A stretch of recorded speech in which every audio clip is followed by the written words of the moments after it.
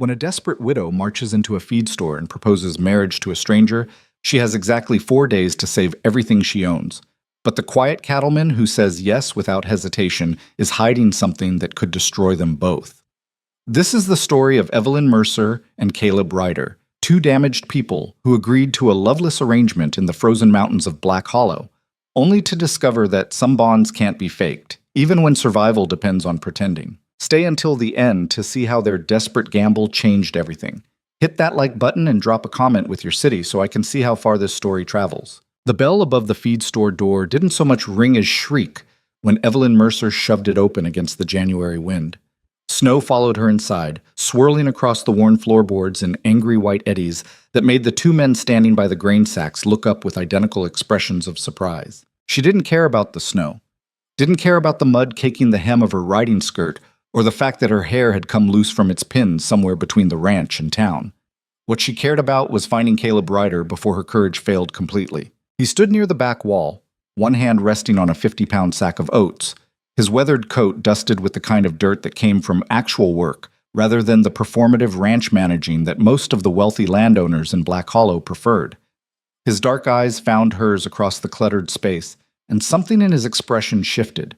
Not quite concern, but close enough that it made her throat tighten. "I need to speak with you," Evelyn said. Her voice came out rougher than she intended. "Privately." The other man, Frank Morrison, who owned the lumber mill and enjoyed gossip more than his own wife, perked up immediately. "Now, Evelyn, if this is about those fence posts your daddy ordered before he passed, I can—" "It's not." She didn't look at him. Couldn't afford to break eye contact with Caleb, because if she did, she might lose her nerve entirely. "Mr. Ryder, please." Caleb's jaw tightened almost imperceptibly. Then he straightened, dusted his hands on his pants, and walked toward her with the unhurried gait of a man who'd learned long ago that rushing rarely solved anything. "Outside?" he asked quietly. "No." The word came out sharper than she meant. "Here is fine." Frank Morrison made a noise that might have been a cough or a laugh. Evelyn ignored him. She'd lived in Black Hollow her entire life, survived her mother's death when she was 12, nursed her father through the pneumonia that eventually killed him 3 months ago, and spent the last 90 days fighting off land grabbers, corrupt county officials, and men who thought a woman had no business running 200 acres alone. She was done caring what people thought. "There's a law," she said, and hated how her voice wavered. Territorial statute from 1867. Women can inherit land, but if it's more than 100 acres and she's unmarried, the county can force a sale within 6 months of the previous owner's death. Caleb's expression didn't change, but something flickered in his eyes. Understanding, maybe. Or pity. She couldn't tell which, and it made her want to scream. "My father died November 2nd, she continued. "That gives me until May to either marry or lose half the ranch to county auction. Wade Holloway's already filed papers claiming first right of purchase." At the mention of Holloway's name, Caleb's mouth formed a thin line. Everyone in Black Hollow knew Wade Holloway. Wealthy, connected, and ruthless in ways that made even the hardest ranchers nervous. He owned the largest spread in the territory, and he'd been trying to buy out the Mercer land since before Evelyn's father got sick. "I won't let him have it," Evelyn said. The words came out quieter now, but no less fierce. "I can't." Frank Morrison had given up any pretense of minding his own business. He stood near the grain sacks with his mouth slightly open, watching them like they were a stage play put on for his personal entertainment. Caleb glanced at him, then back at Evelyn. "What are you asking?" She'd practiced this part, rehearsed it a dozen times while riding into town, playing out different versions of the conversation in her head. But now, standing in the dusty warmth of the feed store with her heart hammering against her ribs, all those careful words vanished. "Marry me," she said. The silence that followed felt thick enough to choke on.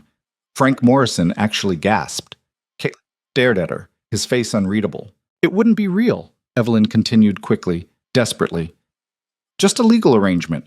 We'd file the papers, add your name to the deed, and once the 6 months are up, we could dissolve it, annul it, whatever needs to happen."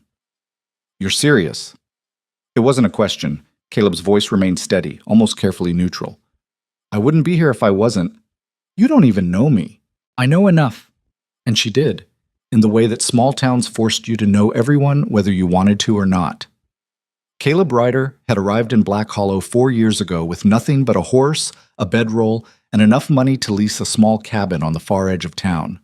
He ran cattle on rented grazing land, kept to himself, and had a reputation for being quiet to the point of unsociable. He also had a reputation for honesty, which in a town like Black Hollow was rarer than gold. "You know I'm not looking for a wife," Caleb said, "and I'm not looking for a husband. That's the point." Frank Morrison finally found his voice. "Evelyn Mercer, you can't just... This is highly irregular. What would your father say?" "My father is dead." She said it flatly, without emotion, because if she let herself feel anything right now, she'd fall apart. "And his opinions don't matter anymore. But there are proper ways to... There's no time for proper." Evelyn turned back to Caleb, and for the first time since entering the feed store, she let him see past the brittle armor she'd been wearing for months. "I'm asking because I'm out of options. Holloway's got half the county officials in his pocket. If I try to fight this alone, I'll lose. The law is clear. I need a husband or I need to sell." "Why me?" Caleb asked quietly. It was the question she'd been dreading because the honest answer made her feel uncomfortably vulnerable. "Because you're the only man in this town who's never looked at my land like it's something to take," she said. "And because I think you might actually keep your word if you gave it." Something shifted in Caleb's expression then. A crack in that carefully maintained neutrality. He studied her for a long moment, and Evelyn forced herself to hold his gaze, even though every instinct screamed to look away. "When?"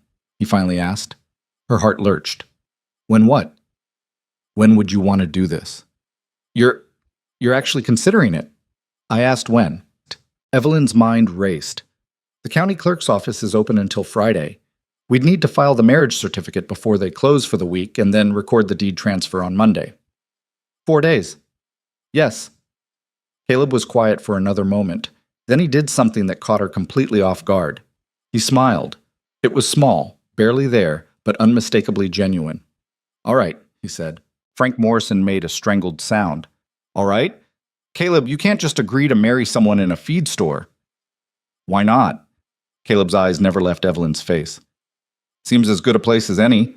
"This is insane," Frank sputtered. "Both of you have lost your minds."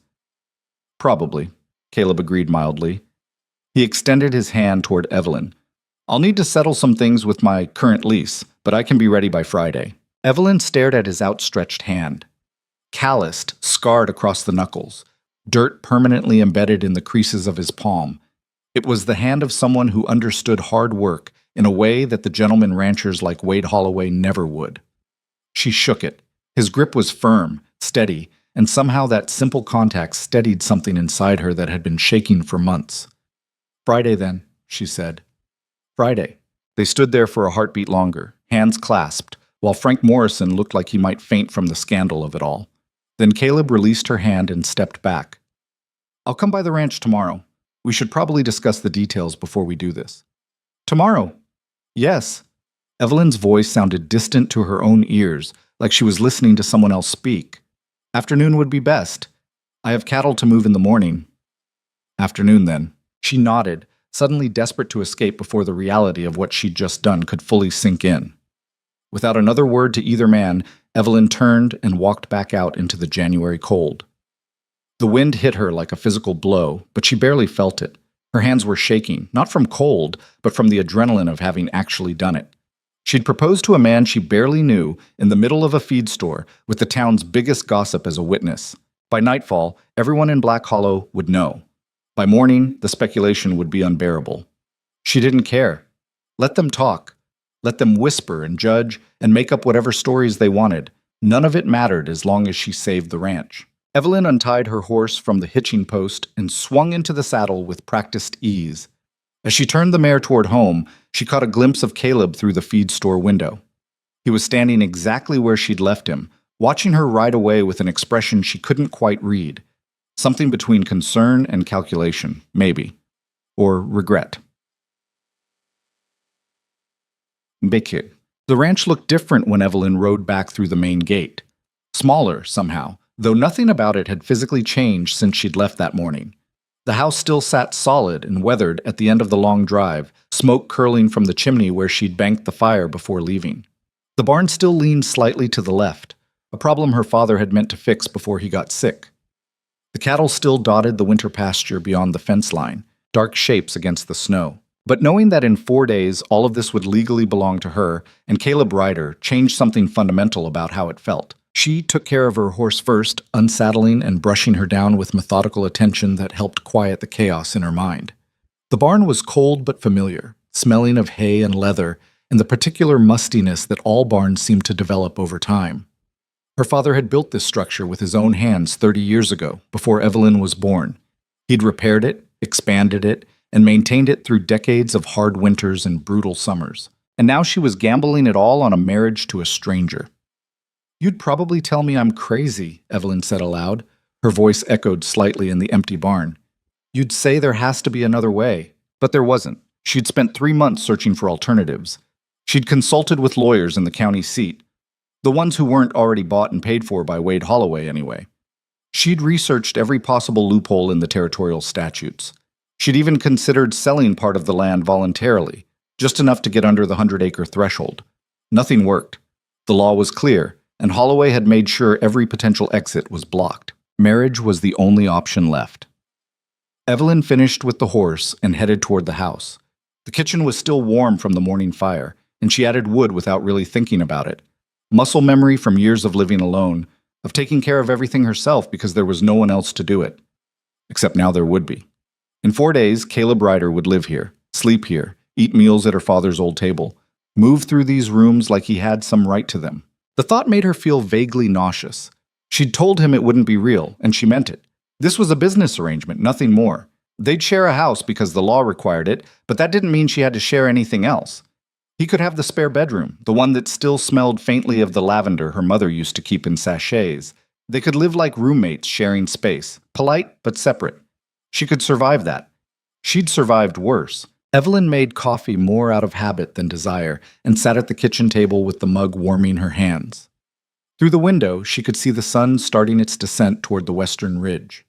In a few hours, darkness would settle over the valley like a blanket, and she'd be alone with nothing but her thoughts and the howling wind for company. She was used to it.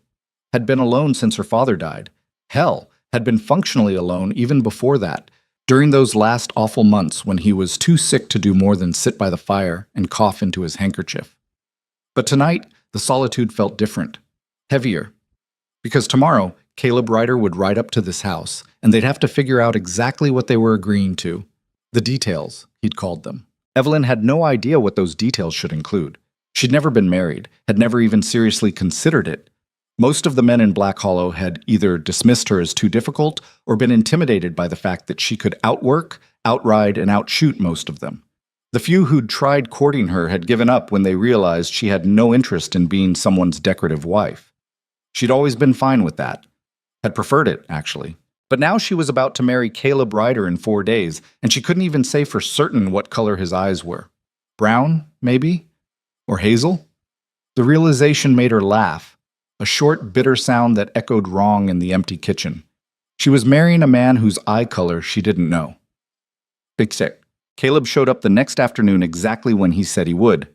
Evelyn heard the horse before she saw him, the steady rhythm of hoofbeats carrying across the frozen ground. She'd been in the barn checking on a pregnant heifer, and she emerged into the weak January sunlight with hay stuck to her sleeves and her hands still dirty from working. Not exactly how she'd imagined greeting her future husband, but then again, nothing about this situation matched any scenario she'd ever imagined. He rode a solid bay gelding, well cared for, but clearly a working animal rather than something kept for show. When he dismounted, the horse stood ground-tied without fuss, the mark of good training and patient handling. "Afternoon," Caleb said. His breath misted in the cold air. "Afternoon." Evelyn wiped her hands on her pants, realized it didn't help much, and gave up. "The heifer's looking good. Should drop her calf within the week." It was possibly the strangest greeting she'd ever given someone, but Caleb just nodded like discussing livestock with your future wife was perfectly normal. "Mind if I put my horse up?" "Barn's open." He led the gelding inside, and Evelyn followed, suddenly hyper-aware of how the space must look to someone else. The tack room was organized but crowded, tools hanging from every available hook. The stalls were clean but showed their age, the wood worn smooth from decades of use. Her father's old saddle still hung in its usual spot, and seeing it made her chest tight. Caleb didn't comment on any of it, He just unsaddled his horse with efficient movements, brushed him down, and settled him in an empty stall with hay and water. "Nice setup," he said when he finished. "It works." They stood there for a moment in the dusty quiet, and Evelyn became acutely aware that she had no idea how to proceed. Should she invite him into the house, offer coffee, discuss their impending marriage in the barn like they were negotiating a cattle sale? Caleb solved the problem by speaking first. "We should probably talk through what this is going to look like." "Right, yes." Evelyn gestured toward the barn door. "House would be warmer." She led him across the yard and into the kitchen, intensely conscious of how small the space felt with someone else in it. Caleb was tall, not unusually so, but enough that he had to duck slightly under the door frame. He moved carefully, like someone used to being in places where he didn't quite belong. "Coffee?" Evelyn asked. "Sure." She busied herself with the pot, grateful for something to do with her hands. When she finally set 2 mugs on the table and sat down across from him, the silence felt thick enough to chew. "So," Caleb said eventually, 4 days. 4 days, Evelyn agreed. "We should probably establish some ground rule." The practical tone in his voice helped. This was business, just business. "What did you have in mind?" Caleb wrapped his hands around the mug, and Evelyn noticed the scars on his knuckles again. "First thing, sleeping arrangements. I assume you'll want me to take the spare room?" "Yes." He nodded like that was exactly what he'd expected. "Second, the ranch work. I'm not looking to take over what you've built here. You keep running things however you've been running them.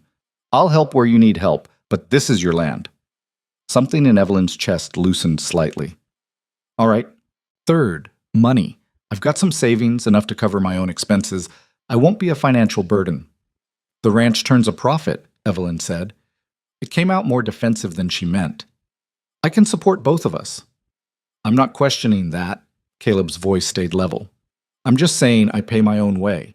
They looked at each other across the table, and Evelyn tried to figure out what she was seeing in his expression. Not eagerness, definitely not that. Not reluctance either, exactly. Something closer to resignation, maybe, like he'd made a decision and was committed to following through regardless of how he felt about it. "Why did you say yes?" The question was out before Evelyn could stop it. Caleb's eyebrows rose slightly. "You asked." "That's not a reason." "Isn't it? Most men would have said no. Hell, most men would have laughed me out of the feed store." He was quiet for a moment, his fingers tracing the rim of the coffee mug. "You said you picked me because I don't look at your land with greed." "Yes." "Well, I said yes because you asked like someone who'd already exhausted every other option, and because—" He paused, seeming to choose his words carefully. "Because Wade Holloway's a bastard, and I don't like the idea of him winning." It wasn't a declaration of love or even friendship, but somehow the blunt honesty of it made Evelyn trust him more than any pretty words could have. "He's going to fight this," she said. "When he finds out we're married, he'll challenge it, try to prove it's fraudulent. Let him try. I'm serious, Caleb. He has lawyers, connections, money, and we'll have a legal marriage certificate." Caleb met her eyes steadily. "Whatever his lawyers throw at us, we meet it head on. That's the only way this works."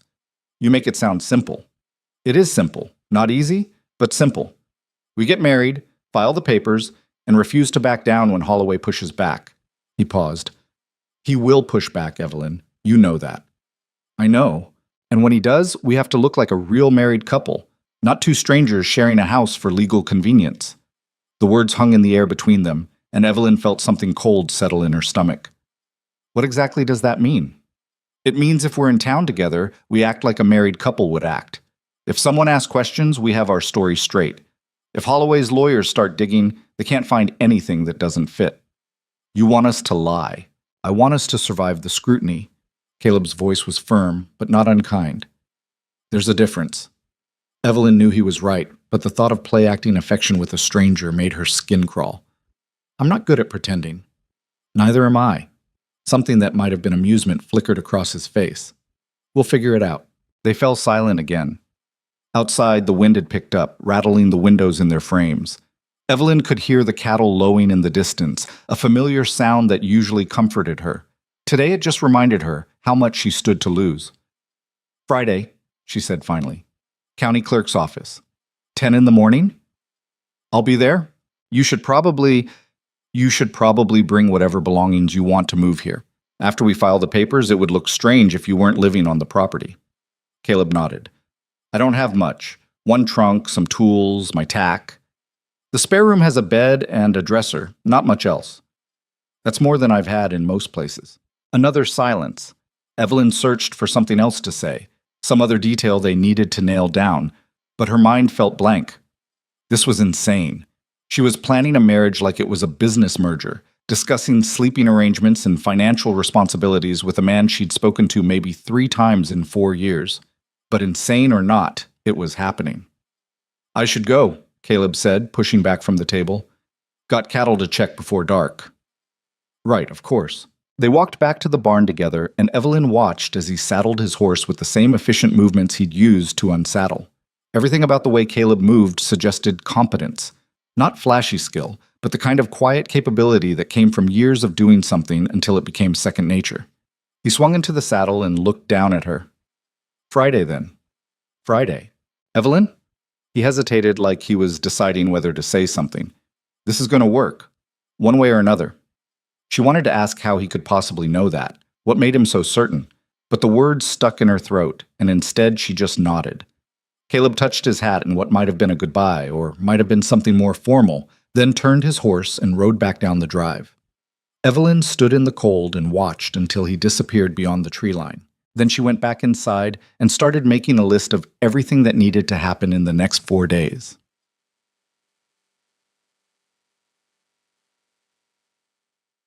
The rumor spread through Black Hollow faster than Evelyn expected. By Thursday morning, she couldn't go into town without people staring. Some pretended to be subtle about it, quick glances followed by whispered conversations. Others were more direct. Martha Hopkins cornered her outside the general store. Evelyn Mercer, is it true what they're saying? You and Caleb Ryder? Depends on what they're saying, Evelyn replied, trying to edge past her. Martha blocked the path. She was 60 if she was a day, with steel gray hair and the kind of righteous indignation that came from a lifetime of minding other people's business. They're saying you proposed to him, in the feed store, with Frank Morrison right there watching. That's true. Martha's eyes went wide. So you admit it? Why would I deny it? Because it's... Martha floundered, searching for the right word. It's unseemly. A woman proposing, and to someone you barely know. Evelyn felt her patience, already worn thin by 3 days of speculation and judgment, finally snap. You know what's unseemly, Martha? Corrupt county officials using a 70-year-old law to steal land from widows. Wade Holloway bribing assessors to force sales. Men thinking they have the right to a woman's property just because she doesn't have a husband. Well, I did what I had to do to save my ranch. If that offends your sensibilities, I genuinely don't care. She pushed past Martha and into the general store before the older woman could respond.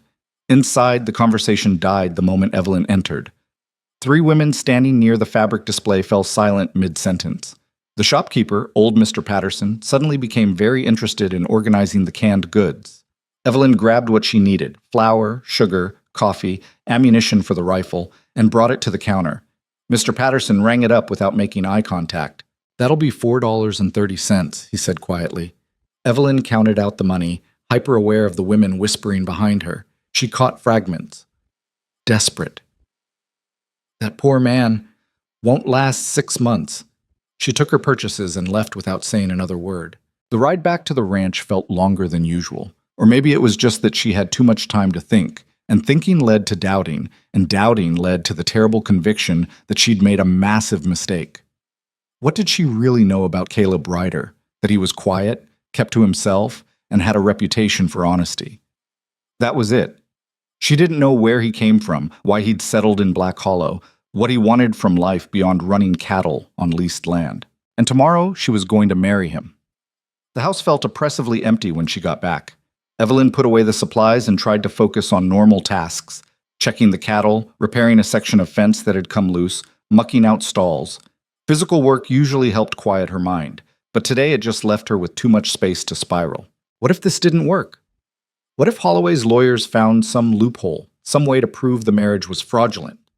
What if Caleb changed his mind at the last second and didn't show up tomorrow? What if he did show up, and they got married, and she'd tied herself legally to a stranger who turned out to be... Evelyn forced herself to stop. This kind of thinking wouldn't help anyone. She went inside as the sun was setting and made dinner she didn't want to eat. The kitchen felt too quiet, the silence broken only by the occasional pop of wood in the stove and the wind rattling the windows. She kept thinking about what Caleb had said, that after tomorrow, he'd be living here, eating meals at this table, existing in this space she'd had to herself for months. The thought should have felt invasive. Instead, it felt complicated. She was washing dishes when she heard the horse. For a wild second, she thought it might be Caleb, coming to tell her he'd changed his mind. But when she looked out the window, she saw Wade Holloway's distinctive palomino tied at her gate. Her stomach dropped. Holloway was already halfway to the house by the time she got the door open. He was a big man, tall and broad-shouldered, with the kind of confidence that came from having money and knowing it gave him power. His coat probably cost more than most people in Black Hollow made in a month. "Evelyn," he said, touching his hat. "Hope I'm not intruding." "You are." His smile didn't reach his eyes. "I heard some interesting news in town today. Thought I'd come see if it was true." "If you're here to congratulate me on my upcoming marriage, you can save your breath." "Upcoming marriage?" Holloway repeated the words slowly, like he was tasting them. "To Caleb Ryder, the cattleman who rents 40 acres from the Sullivan estate and lives in a cabin that's one hard winter away from collapse." "What's your point?" "My point is that this is a transparent attempt to circumvent the county sales statute, and we both know it." Evelyn crossed her arms. "The statute says I need a husband. I'm getting one. That's not circumventing, that's complying. You're marrying a man you don't love to keep land you can't manage alone. That's fraud, Evelyn. And when I prove it in court, you'll lose everything anyway. Get off my property." Holloway took a step closer. "I've tried to be reasonable with you. I've made you fair offers, more than fair. Your father would have taken the deal if he'd lived long enough to see sense. My father would have died before selling you an inch of this land." "Your father did die," Holloway said coldly. "And now you're about to lose his legacy because you're too stubborn to accept reality." Something hot and furious rose in Evelyn's chest. "The reality is that men like you think you can take whatever you want. Well, I'm not letting you have this ranch. Not through county sales, not through the courts, not ever. You think marrying some drifter is going to stop me?" Holloway's voice dropped lower, almost conversational. "I own half the county officials. I have lawyers who've never lost a case. When I'm done, you'll be lucky if I let you keep the house." "You're threatening me on my own property. That's a bold move." "It's not a threat. It's a promise." Holloway turned to leave, then paused. "That wedding tomorrow? I'll be there. Want to see this farce for myself." He walked back to his horse, mounted smoothly, and rode off without another word. Evelyn stood on the porch until his silhouette disappeared into the gathering darkness. Her hands were shaking, not with fear, but with rage so intense it made her vision blur. Let him come to the wedding. Let him watch. Let him do whatever the hell he wanted. She was marrying Caleb Ryder tomorrow, and Wade Holloway could rot. Friday morning dawned clear and bitterly cold. Evelyn woke before sunrise, too nervous to sleep, and spent the early hours doing chores with mechanical precision. She fed the cattle, checked the pregnant heifer, split firewood she didn't need just to have something to do with the energy buzzing under her skin. At 8 o'clock, she finally went inside to get ready. She didn't own a wedding dress, had never expected to need one. The best she could manage was a dark blue dress she usually saved for church, simple, practical, without any of the frills or lace that women's magazines said were essential for brides. Looking at herself in the mirror, Evelyn felt vaguely ridiculous. This wasn't a real wedding. It was a legal maneuver. Dressing up for it felt like play acting, like she was a child putting on her mother's clothes and pretending to be grown. But appearances mattered. That's what Caleb had said. They had to look real. So she put on the blue dress, pinned her hair up properly for once, and even added the pearl earrings her mother had left her. When she looked in the mirror again, she barely recognized herself. The woman staring back looked almost respectable, almost like someone getting married for the right reasons. Almost. Evelyn left the house at 9:30, giving herself plenty of time to ride into town. The county clerk's office was in the center of Black Hollow, a squat brick building that also housed the courthouse and the sheriff's office. A handful of people loitered on the steps. Whether coincidentally or because word of the wedding had spread, Evelyn couldn't tell. She tied her horse and climbed the steps with her chin up and her shoulders back. Let them stare, let them whisper, none of it mattered. Caleb was already inside, standing near the clerk's desk with his hat in his hands. He'd clearly made an effort too. His shirt looked freshly washed, His hair was combed and he'd shaved. The effect was startling. Without trail dust and stubble, he looked younger, more present somehow. Their eyes met across the room, and something passed between them. Not affection, exactly, more like mutual recognition of how absurd this all was. "You came," Evelyn said. "Said I would." The county clerk, a thin man named Douglas Price, who'd held the position for 30 years, looked between them with obvious disapproval. "You're both certain about this?" "Yes," Evelyn said. "Absolutely certain? Because marriage is a legal contract that shouldn't be entered into lightly." "We're certain," Caleb interrupted. His voice was polite but firm. "Can we proceed?" Price sighed and pulled out the necessary paperwork. "I'll need witnesses. Do you have anyone?" The door opened and Wade Holloway walked in. Evelyn's stomach clenched. He'd actually done it, actually showed up to watch her desperation play out in a county clerk's office. Holloway smiled at her, cold and satisfied. "Don't mind me, just here to observe a matter of public record." "You need to leave," Evelyn said. "Public building? Public record? I have every right to be here." Price looked uncomfortable. "Mr. Holloway, if you're going to stay, I'll have to ask you to remain quiet." "Miki si ichashit." Silent as the grave, Holloway promised, and settled himself in a chair against the wall like he was watching a particularly entertaining stage show. Caleb's jaw tightened, but he didn't say anything. He just moved slightly closer to Evelyn, a subtle shift that felt protective without being possessive. The door opened again, and Frank Morrison bustled in, followed by his wife Clara. "We came to witness," Frank announced. "Figured you'd need 2 people, and—" He noticed Holloway and stopped short. "Oh, well, this is awkward." "It's fine," Evelyn said through gritted teeth. "Mr. and Mrs. Morrison, thank you for coming." Price looked like he wanted to be anywhere else. "If everyone's ready, we'll begin. Miss Mercer, Mr. Ryder, please stand here." They stood side by side in front of the clerk's desk. Evelyn could feel Holloway's eyes on them, watching for any sign of hesitation or doubt.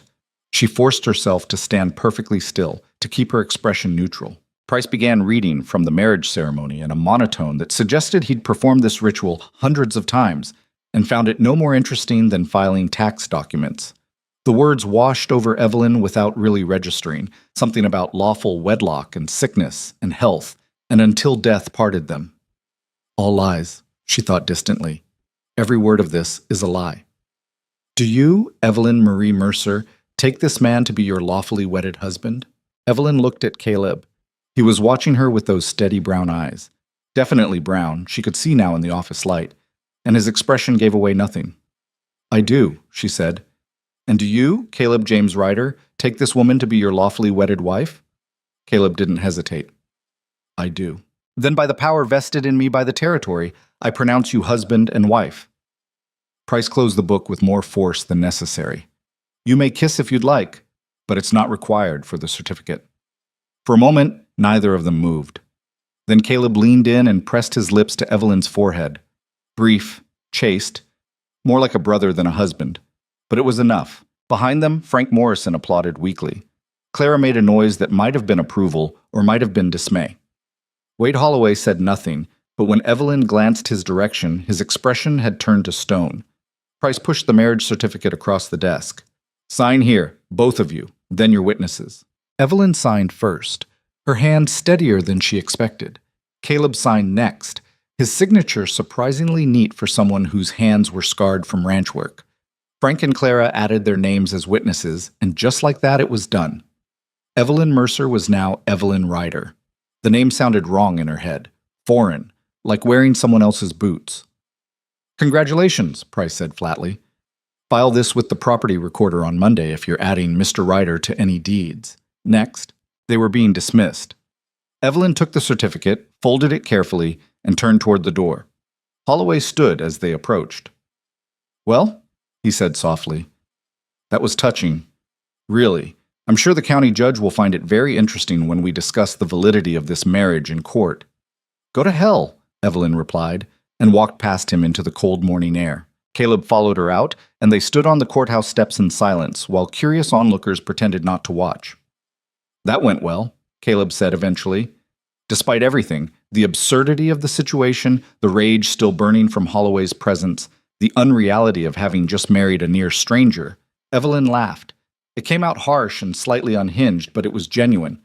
"We're insane," she said. "Probably." They looked at each other, this man and woman who were now legally bound, and Evelyn felt the weight of what they'd just done settle over her like a heavy coat. "I need to get back to the ranch," she said. "The heifer. I'll follow you. Need to get my things anyway."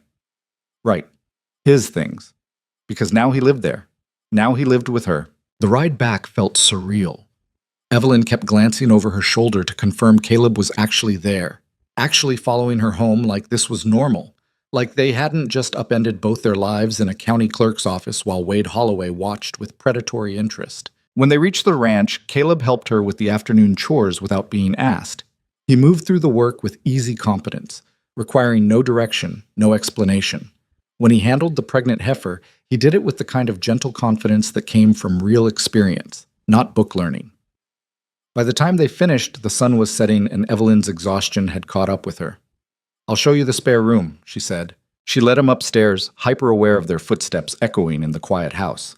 The spare room was at the end of the hall, small but serviceable. She'd put clean sheets on the bed yesterday and cleared out the dresser. "It's not much," she said. "It's fine." Caleb set his single trunk down with a soft thud. "Thank you." They stood there awkwardly, husband and wife who barely knew each other until Evelyn couldn't take the silence anymore. "I'm going to make dinner," she said. "You hungry?" "Starving." They went back downstairs together, and Evelyn tried not to think about how strange it felt to have another person in the kitchen while she cooked. Caleb didn't hover or offer unwanted help. He just sat at the table and stayed quiet, which was somehow worse than conversation would have been. When the food was ready, they ate in near silence. Every scrape of fork on plate seemed too loud. Every swallow of coffee echoed. Finally, Caleb spoke. "We did the right thing." Evelyn looked up. "Did we?" "You saved your ranch. That's what you needed to do. I traded my freedom for it." "So did I." He said it matter-of-factly, without self-pity. "But we both went into this with our eyes open. No one forced either of us." That was true. Whatever else this marriage was, it was voluntary. "Holloway's going to fight," Evelyn said. "He meant what he said about challenging it in court. Then we fight back." "You make it sound simple." "Fighting's always simple. Winning's the complicated part." Caleb finished his coffee and stood. "I should let you rest. It's been a long day." He headed for the stairs, then paused at the doorway. "Evelyn?" "Yes?" "For what it's worth, I don't regret saying yes." He disappeared upstairs before she could respond. Evelyn sat alone in the kitchen, listening to the old house settle around her, and tried to figure out if she regretted it too. She didn't know, but it was too late to change her mind now. The first week passed in a strange blur of routine and adjustment. Evelyn woke before dawn each morning the way she always had. But now there were sounds in the house that didn't come from her. Boots on the stairs, water running, the creak of floorboards in the spare room. She'd lie in bed listening to Caleb move around downstairs, making coffee, banking the fire, and wonder what the hell she'd gotten herself into.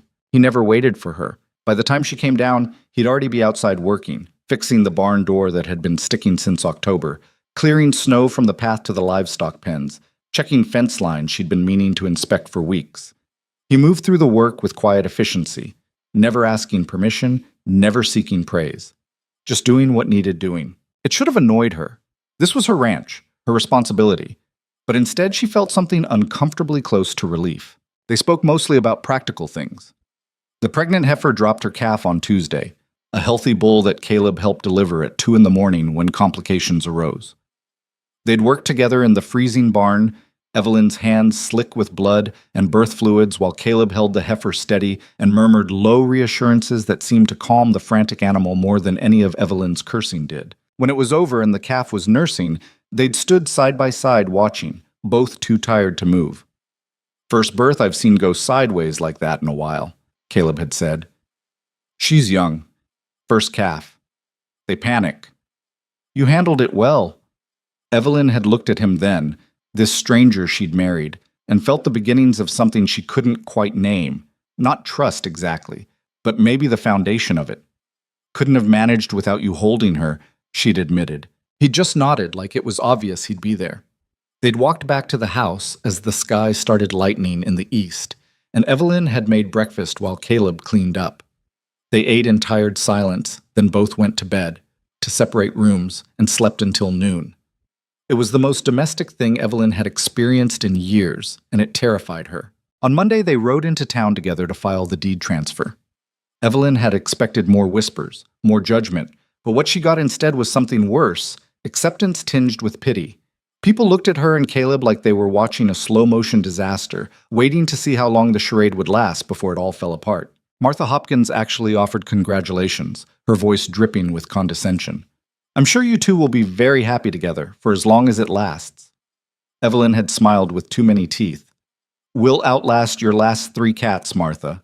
Caleb had coughed to cover what might have been a laugh. The property recorder, a nervous man named Thomas Green, processed their paperwork with shaking hands. "This all looks in order," he'd said, not meeting their eyes. "Deeds now in both names. Joint ownership." Joint ownership. The words made Evelyn's stomach clench, even though this was exactly what she'd planned for.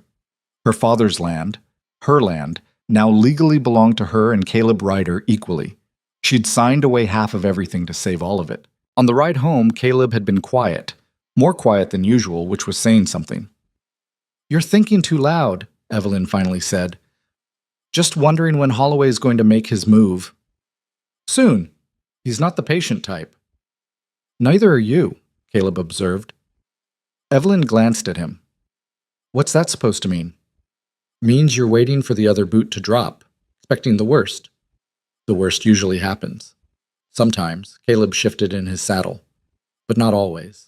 They'd ridden the rest of the way in silence, and Evelyn had tried not to think about how strange it felt to have someone who could read her moods after only a week. By the end of February, they'd fallen into something that almost resembled a routine. Caleb took over the heavy repair work, things Evelyn had been putting off because they required 2 people or strength she didn't have. The barn door got fixed. The loose section of roof got patched. The water pump that had been sputtering all winter got torn down and rebuilt. In return, Evelyn managed the books, the cattle rotation, and the planning. She was better with numbers, better at seeing the big picture. Caleb never questioned her decisions about the ranch, never tried to override her judgment. He just did what she asked and offered suggestions when something seemed off. It shouldn't have worked. They were too different, too careful around each other. But somehow it did work, in the same way that a broken bone could heal stronger than before if you set it right. The town noticed. Of course they noticed. Black Hollow was too small for anything to go unnoticed. Evelyn heard the whispers when she went into the general store. How Caleb had been seen carrying her supplies, how they rode into town together now, how he stood close to her in public like he had some claim to make. People were starting to believe the marriage might actually be real, which was exactly what they needed, Evelyn reminded herself. They needed everyone to believe it, especially when Holloway's lawyers came calling. But the whispers still made her uncomfortable in ways she couldn't quite articulate. One evening in early March, after a long day of moving cattle to fresh pasture, they sat at the kitchen table with coffee and the companionable silence that had become normal between them. Evelyn was going over the ranch accounts, Caleb was oiling a saddle, and the fire crackled quietly in the stove. "We should probably talk," Caleb said suddenly. Evelyn's pen stilled. Nothing good ever started with those words. "About what?" "About the fact that we're doing a terrible job of looking like a married couple. We're managing fine. We're managing like business partners. That's different."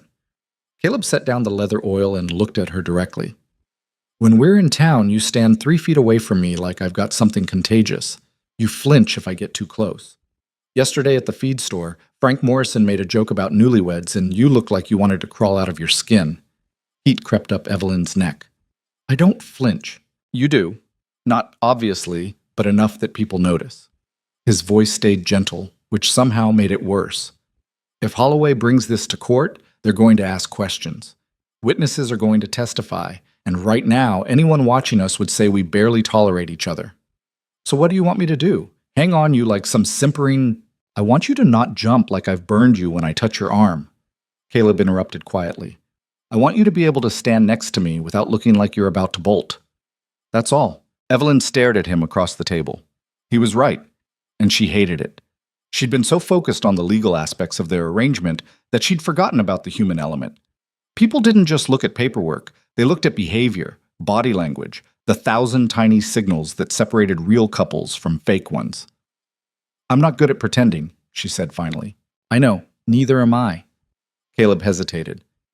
But maybe we don't have to pretend. Maybe we just get used to each other. Enough that being close doesn't feel wrong. How do we do that?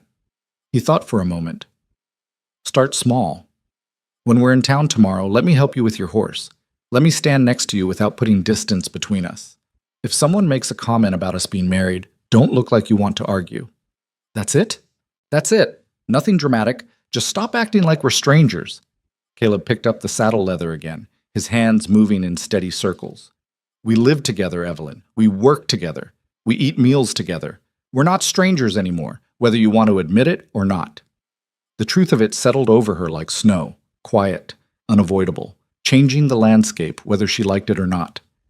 All right, she said. I'll try. That's all I'm asking. They went back to their separate tasks, but something had shifted in the air between them. An acknowledgement of what they were building, even if neither of them wanted to examine it too closely. The next day, Evelyn made a conscious effort to relax when Caleb stood beside her at the blacksmith shop. When he reached past her to point out a section of ironwork, she didn't step away. When Tom Brady, the blacksmith, made a comment about married life, she managed to smile instead of a grimace. You two settling in all right? Tom asked, pumping the bellows. Well enough, Caleb replied. That's good. Real good. Tom glanced at Evelyn. Your daddy would be glad to know the place is being looked after proper. The mention of her father made Evelyn's chest tight, but she forced herself to nod. I think you would be. They left with new horseshoes and the strange sense that they'd passed some kind of test. Over the following weeks, the small adjustments added up. Caleb started sitting closer to her at the table. Evelyn stopped tensing when his hand brushed hers while passing tools. They moved around each other in the kitchen without the careful distance they'd maintained before. It was still strange, still awkward sometimes, but it was getting easier. Then the spring storms hit. The first one rolled in on a Tuesday evening, dark clouds gathering over the mountains with the kind of weight that promised violence. Evelyn spent the afternoon securing anything that might blow away, bringing the horses into the barn, making sure the cattle had access to shelter. Caleb worked alongside her without needing instruction. He'd been through enough mountain storms to know the routine. By the time they got inside, the wind was already howling and rain was starting to lash against the windows in horizontal sheets. Evelyn made coffee while Caleb built up the fire, both of them soaked and shivering. Going to be a bad one, Caleb said, watching the storm through the kitchen window. Yeah, they'd barely dried off when the real violence started. Thunder that shook the house, lightning that turned the world white, wind that screamed through the eaves like something dying. The windows rattled in their frames. Somewhere outside, something metal was banging rhythmically against wood. Barn door, Evelyn said, starting to stand. Caleb caught her wrist. You're not going out there. If it tears loose, then it tears loose. We'll fix it tomorrow. His grip was firm, but not painful. You go out in this, you'll get killed. I've been through worse storms. Not with someone here who gives a damn if you live or die. The words hung between them, raw and unexpected. Evelyn stared at him, at the hand still wrapped around her wrist, at the genuine concern in his expression. Let go, she said quietly. He did, immediately, like her skin had burned him. Evelyn sat back down. The banging continued outside, irregular and maddening, but Caleb was right. Going out there would be stupid. They sat in tense silence while the storm raged. Every crack of thunder made Evelyn flinch despite herself. She'd never been afraid of storms, but the violence of this one was extraordinary, even for the mountains. Around midnight, when the worst of it seemed to be passing, Caleb spoke. I had a wife. Before. Evelyn's head snapped up. What? Back in Missouri. We were married 3 years before she died. His voice was flat, carefully controlled. Fever took her and our daughter both, winter of '72. The information hit Evelyn like a physical blow. In all their careful negotiations, all their practical discussions, it had never occurred to her to ask if Caleb had been married before. She'd just assumed he was like her, alone by choice or circumstance. I'm sorry, she said, the words feeling inadequate. It was a long time ago. That doesn't make it hurt less. Caleb looked at her then, really looked at her, and something in his expression made her breath catch. No, it doesn't. Is that why you said yes? When I asked you to marry me? Part of it. He turned back to the window. I told myself I'd never marry again. Swore it. But when you came into that feed store looking half desperate and fully terrified, I thought maybe it could be different if it wasn't real. If there were no expectations, no promises, no one to lose. This isn't real, Evelyn said, but even she could hear the uncertainty in her own voice. Isn't it? Caleb's mouth quirked in something that wasn't quite a smile. We share a house. We work the same land. We're building something together whether you want to admit it or not. What part of that isn't real? Evelyn had no answer for that. The storm finally blew itself out around 2 in the morning. When dawn broke, they surveyed the damage together. The barn door hanging by one hinge, several sections of fence down, debris scattered across the yard. It could have been worse, but it was bad enough. They spent 3 days repairing everything. Hard, exhausting work that left them both too tired for conversation. But working side by side in the aftermath of the storm, Evelyn started noticing things she'd been trying not to notice. The way Caleb moved, economical and precise. The quiet competence in everything he did. The fact that he never complained, never shirked, never looked for the easy way out. The fact that when he'd grabbed her wrist to keep her from going into the storm, her first instinct hadn't been anger at being restrained. It had been relief that someone cared enough to stop her. By the time everything was repaired, something had changed between them again. Evelyn couldn't pinpoint exactly what, but the careful distance they'd maintained was eroding faster than she knew how to handle. On Saturday, they rode into town for supplies. It was a clear day, the kind of bright spring morning that made winter feel like a bad dream. Black Hollow was busier than usual, people preparing for planting season, catching up on business they'd put off during the storms. Evelyn was loading sacks of feed into her wagon when she heard the voice she'd been dreading. "Mrs. Ryder, how domestic." She turned to find Wade Holloway leaning against the hitching post, watching her with that same predatory expression he'd worn at the courthouse. "Mr. Holloway." She kept her voice neutral. "I see your husband's put you to work." Holloway gestured toward the wagon.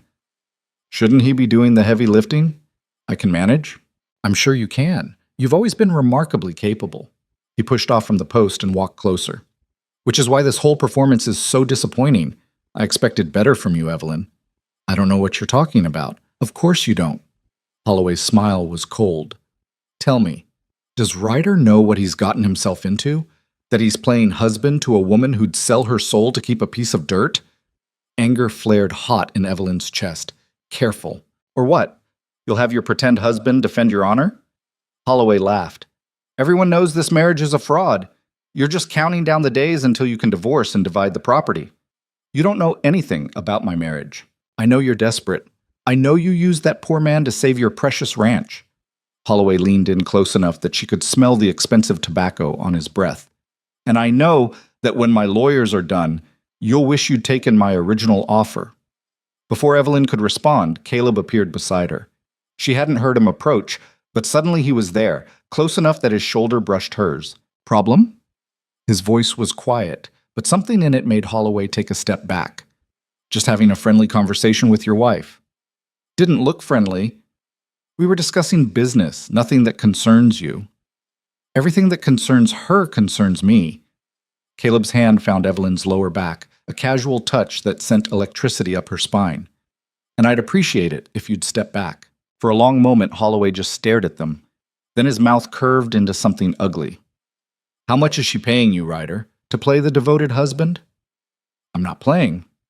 "Then you're an even bigger fool than I thought." Holloway tipped his hat mockingly toward Evelyn. "See you in court, Mrs. Ryder." He walked away, and Evelyn realized she'd been holding her breath. "You all right?" Caleb's hand was still on her back, warm through the fabric of her shirt. "Fine." "You're shaking." She was. Damn it, she was. "He makes me so angry I can't think straight." "I noticed." Caleb's thumb moved in a small circle, probably unconsciously. "What did he say before I got here?" "The usual. That our marriage is fake, that he's going to prove it in court, that I'm using you." "Are you?" Evelyn turned to look at him and found his expression impossible to read. "What?" "Using me. Are you?" "We had an agreement." "That's not what I asked." They stood there in the middle of town, people walking past and definitely noticing, while Evelyn tried to figure out how to answer a question she didn't fully understand herself. "I don't know," she finally admitted. "I don't know what this is anymore." Something flickered in Caleb's eyes. "Yeah, me neither." He dropped his hand and helped her finish loading the wagon, and they rode home in silence that felt heavier than any words could have been. That night Evelyn couldn't sleep. She lay in bed staring at the ceiling, listening to the house settle around her and trying to untangle the mess inside her head. 6 weeks ago, she'd proposed a business arrangement to a near stranger. A legal fiction to save her ranch. That's all it was supposed to be. But somewhere between then and now, things had gotten complicated. She trusted Caleb. That was the first problem. Trusted him in ways she hadn't trusted anyone since her father died. He'd proven himself reliable, honest, and genuinely committed to making their arrangement work. And more than that, she liked having him here, liked not being alone in the house at night, liked the way he made coffee in the mornings and left it warming on the stove for her, liked the quiet competence he brought to everything he did, which was dangerous because liking led to depending, and depending led to vulnerability, and vulnerability led to the kind of pain she'd sworn she'd never let herself feel again. Around 2 a.m, she gave up on sleep and went downstairs for water. The kitchen was dark except for the dying embers in the stove, and she didn't bother lighting a lamp. Can't sleep either? Evelyn jumped, nearly dropping the cup. Caleb was sitting at the table in the darkness, just a shadow against the window. You scared me. Sorry. He didn't sound sorry. Storm? Evelyn listened. Sure enough, rain was starting to patter against the windows again. Nothing like the violence of the storm days ago, but steady and insistent. I didn't hear it start, she said. Just began. Caleb's face was barely visible in the dim light. What's keeping you up? Nothing. Everything. Evelyn filled her cup and leaned against the counter. What Holloway said today? About me using you. We both knew what this was when we started. Did we? The words came out more raw than she intended. Because I don't think I did. I thought I could treat this like a business deal, but people aren't cattle, Caleb finished quietly. They're messy and complicated, and they don't fit into neat arrangements no matter how much you want them to. Is that what happened with your first marriage? It was a bold question, maybe too bold, but the darkness made her brave. Caleb was quiet for so long she thought he wasn't going to answer.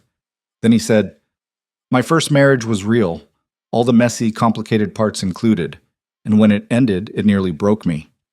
I'm sorry. Stop saying that. You didn't cause it. He shifted in his chair. You asked me once why I said yes to your proposal. The real answer is that I thought a fake marriage would be safer. No real emotions involved. No one to mourn if it all went wrong. And now? Now I'm not sure what this is anymore either. They sat in the darkness listening to the rain. Two people who'd entered into an arrangement and discovered it was turning into something neither of them had planned for. I'm scared, Evelyn admitted, of what happens if this becomes real. Why? Because real things end. Real things get taken away. And I've already lost everyone I ever... Her voice cracked, and she stopped. Not everyone leaves, Caleb said quietly. Some people stay. Until they don't. Evelyn. He stood and crossed to where she was standing. In the faint light from the window, she could just make out his expression. I gave you my word when we made this arrangement. That word stands whether this marriage is fake or real or something in between. I'm not leaving. You can't promise that. I just did. She wanted to argue, to point out all the ways life could tear people apart regardless of promises. But standing there in the dark kitchen with rain drumming on the roof and Caleb close enough to touch, the arguments felt distant and unimportant. I don't know how to do this, she whispered. Neither do I. Caleb reached out slowly, giving her time to pull away, and brushed a strand of hair from her face. But maybe we figure it out together. His hand lingered against her cheek, warm and calloused and steady. Evelyn's heart was hammering so hard she was sure he could hear it. Then she did something that surprised them both. She leaned into the touch instead of pulling away. Caleb's breath caught. For a long moment they just stood there, connected by that single point of contact while the rain fell and the old house creaked around them. I should go back to bed, Evelyn finally said, but she didn't move. Probably. Caleb? Yeah? Thank you. For staying. His thumb brushed across her cheekbone once, gentle and deliberate. Then he stepped back, breaking the contact. Always. Evelyn went back upstairs with her cup of water forgotten on the counter. She lay in bed listening to Caleb move around downstairs, then climbed the stairs to his own room. The house went quiet again except for the rain. But something fundamental had shifted between them, and they both knew it.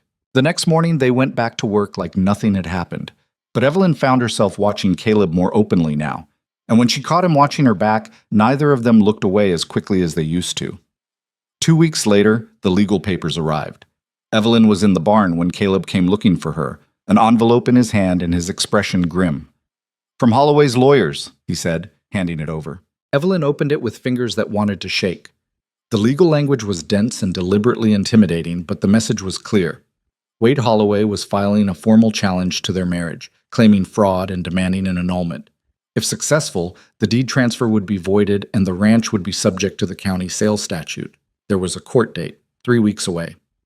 "Well," Evelyn said, staring at the papers, "at least we knew it was coming." "We'll fight it." "With what?" "We don't have lawyers. We don't have money for lawyers. We have the truth." Evelyn laughed, the sound bitter.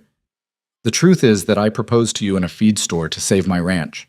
That's exactly what they're going to prove." "The truth," Caleb said firmly, "is that we got married legally, that we've been living as husband and wife for 2 months, that whatever our reasons were at the start, we're building a real life together now."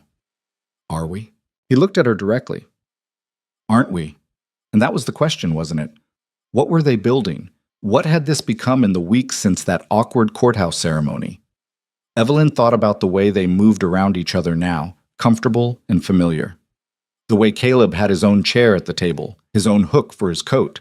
The way she caught herself listening for his footsteps in the morning, relaxing when she heard them. The way her heart had jumped when he touched her face in the dark kitchen, and the way she'd spent every night since then thinking about it. "I don't know how to prove that to a judge," she said quietly. "Then we don't prove it. We just live it." Caleb took the papers from her hand and set them aside. "Whatever happens in 3 weeks, we keep going the way we have been, together, and we trust that the truth is enough." Evelyn wanted to believe him, wanted to believe that honesty and good intentions could stand against money and power and corrupt systems designed to crush people like her, but belief had never been her strong suit. Still, she nodded, because what else could she do? The 3 weeks before the hearing crawled by with excruciating slowness. Evelyn threw herself into ranch work with an intensity that bordered on reckless, pushing herself until exhaustion was the only thing that let her sleep at night. Caleb watched her burn herself out with quiet concern, but didn't try to stop her. He just worked beside her, matching her pace, picking up the pieces when she pushed too hard. On a Saturday morning 10 days before the court date, Evelyn was in the back pasture repairing fence when she heard horses approaching. Multiple horses. She straightened, wiping sweat from her forehead, and saw 3 riders coming up the access road. Her stomach dropped when she recognized the lead rider. Wade Holloway sat astride his palomino like he owned the world. Behind him rode 2 men Evelyn didn't recognize, city types in expensive coats, probably the lawyers he'd been threatening her with for months. Caleb appeared from the barn, tools still in his hands. He moved to stand beside Evelyn without a word, his presence solid and reassuring. "Mr. Holloway," Evelyn called out, keeping her voice level, "you're trespassing." Holloway reined in his horse 20 feet away. Up close, his smile looked even more predatory. "Just wanted to introduce you to my legal counsel before we all meet in court. Thought it might help if we established some ground rules. The only rule is that you're not welcome on my property." "Your property?" Holloway repeated the words like they were a joke. "That's the question we're going to settle, isn't it? Whether this land is really yours or whether you committed fraud to keep it." One of the lawyers, a thin man with spectacles and the pinched expression of someone who'd never done a day's physical labor, cleared his throat. "Mrs. Ryder, my name is Howard Blackwell. I represent Mr. Holloway in this matter. I'd like to offer you an opportunity to avoid litigation entirely." "Not interested," Evelyn said flatly. "You haven't heard the offer yet." "Don't need to. The answer's no." Blackwell's mouth thinned. "Mr. Holloway is prepared to purchase the entire Mercer property for $15,000. That's well above market value, Mrs. Ryder. It's more than generous considering your circumstances." "My circumstances are that I'm married and this land isn't for sale." "Your marriage is exactly what we're questioning," the second lawyer interjected. He was younger than Blackwell, with slicked back hair and a superiority complex Evelyn could smell from yards away. "We have witnesses prepared to testify that you and Mr. Ryder barely knew each other before your sudden courthouse wedding, that you've been living as strangers sharing a house rather than husband and wife." Caleb's hand found Evelyn's, his fingers lacing through hers with deliberate casualness. "Witnesses can say whatever they want. Doesn't make it true." "We'll see what the judge thinks," the younger lawyer said smugly. Annulment cases require proof of a genuine marriage. Can you provide that proof, Mr. Ryder? Can you prove it's not genuine? Caleb countered. Holloway laughed. This is entertaining, but ultimately pointless. Evelyn, you're going to lose. My lawyers have already documented inconsistencies in your story. We have testimony from multiple townspeople about your desperate proposal, your separate sleeping arrangements, the way you two barely tolerate each other in public. Those people don't know anything about our marriage, Evelyn said. Then enlighten us. Holloway leaned forward in his saddle. Tell me one thing, one genuine thing, about your relationship with Caleb Ryder that proves this isn't exactly what it looks like. A desperate woman using a desperate situation to manipulate the law. Evelyn opened her mouth, but the words stuck in her throat. What could she say? That Caleb made coffee for her every morning? That he delivered a calf at 2 a.m. without complaint? That sometimes she caught him watching her with an expression she couldn't read, and it made her heart do things she didn't want to examine? None of that would mean anything to these men. Before she could formulate an answer, Caleb spoke. I know that my wife puts too much sugar in her coffee when she thinks no one's looking. I know she talks to the cattle like they're people and gets embarrassed when she realizes someone can hear her. I know she's terrified of losing this ranch because it's the last piece of her father she has left, and she'd rather die than admit she needs help carrying that weight. Evelyn's head snapped toward him, but Caleb kept his eyes on Holloway. I know she works herself half to death rather than show weakness, he continued. I know she's got a scar on her left hand from when she was 12 and tried to prove she could rope a steer as well as any boy in the county. I know she reads the same 3 books over and over because they were her mother's favorites. And I know she still sleeps on the right side of the bed, even though there's no one taking up the left. The silence that followed felt thick enough to drown in. Holloway's smile had faded. Pretty speech. Doesn't prove anything. Proves I pay attention, Caleb said quietly. Proves I know my wife. We'll see what the court says about that. Holloway gathered his reins. Last chance, Evelyn. Take the offer. $15,000, and you walk away with your dignity intact. Get off my land. For a moment, Holloway just stared at her. Then he wheeled his horse around and rode off, his lawyers scrambling to follow. They disappeared down the road in a cloud of dust, leaving Evelyn and Caleb standing in the middle of the pasture with their hands still clasped. Evelyn realized she was shaking. You didn't have to do that. Do what? Say all those things. About me. Caleb looked at her then, his expression unreadable. They're true. That's not the point. Then what is the point? The point is... Evelyn's voice cracked. The point is, you're not supposed to actually know those things. This was supposed to be simple, legal, uncomplicated. Life's never that simple. Caleb released her hand and took a step back. And for what it's worth, I do sleep on the left side of the bed, in case you were wondering. He walked back toward the barn before she could respond, leaving Evelyn standing alone in the pasture, trying to figure out when everything had gotten so complicated. That night, neither of them mentioned the confrontation. They ate dinner in strained silence, the air between them thick with things neither wanted to say. When Caleb retreated upstairs earlier than usual, Evelyn sat at the kitchen table and put her head in her hands. She was falling for him. That was the terrible truth she'd been avoiding for weeks. Somewhere between the awkward courthouse ceremony and now, Caleb Ryder had stopped being a legal convenience and started being someone she cared about, someone she might even know. She couldn't finish that thought, couldn't let herself go there. But the damage was already done, and they both knew it. The next morning, Evelyn woke to the smell of coffee and something else. Bacon, maybe? She came downstairs to find Caleb at the stove, cooking breakfast. He never cooked breakfast. They usually just grabbed whatever was quick and got straight to work. What's this? She asked. Food. He didn't turn around. Thought we could both use a decent meal. Evelyn sat at the table and watched him work. His movements were efficient but unpracticed, clearly someone who'd learned to cook out of necessity rather than enjoyment. When he set a plate in front of her, the eggs were slightly overdone, and the bacon was more crispy than it needed to be. It was the best breakfast she'd had in months. They ate in silence for a while before Caleb finally spoke. We need to talk about what happens if we lose. We're not going to lose. Evelyn.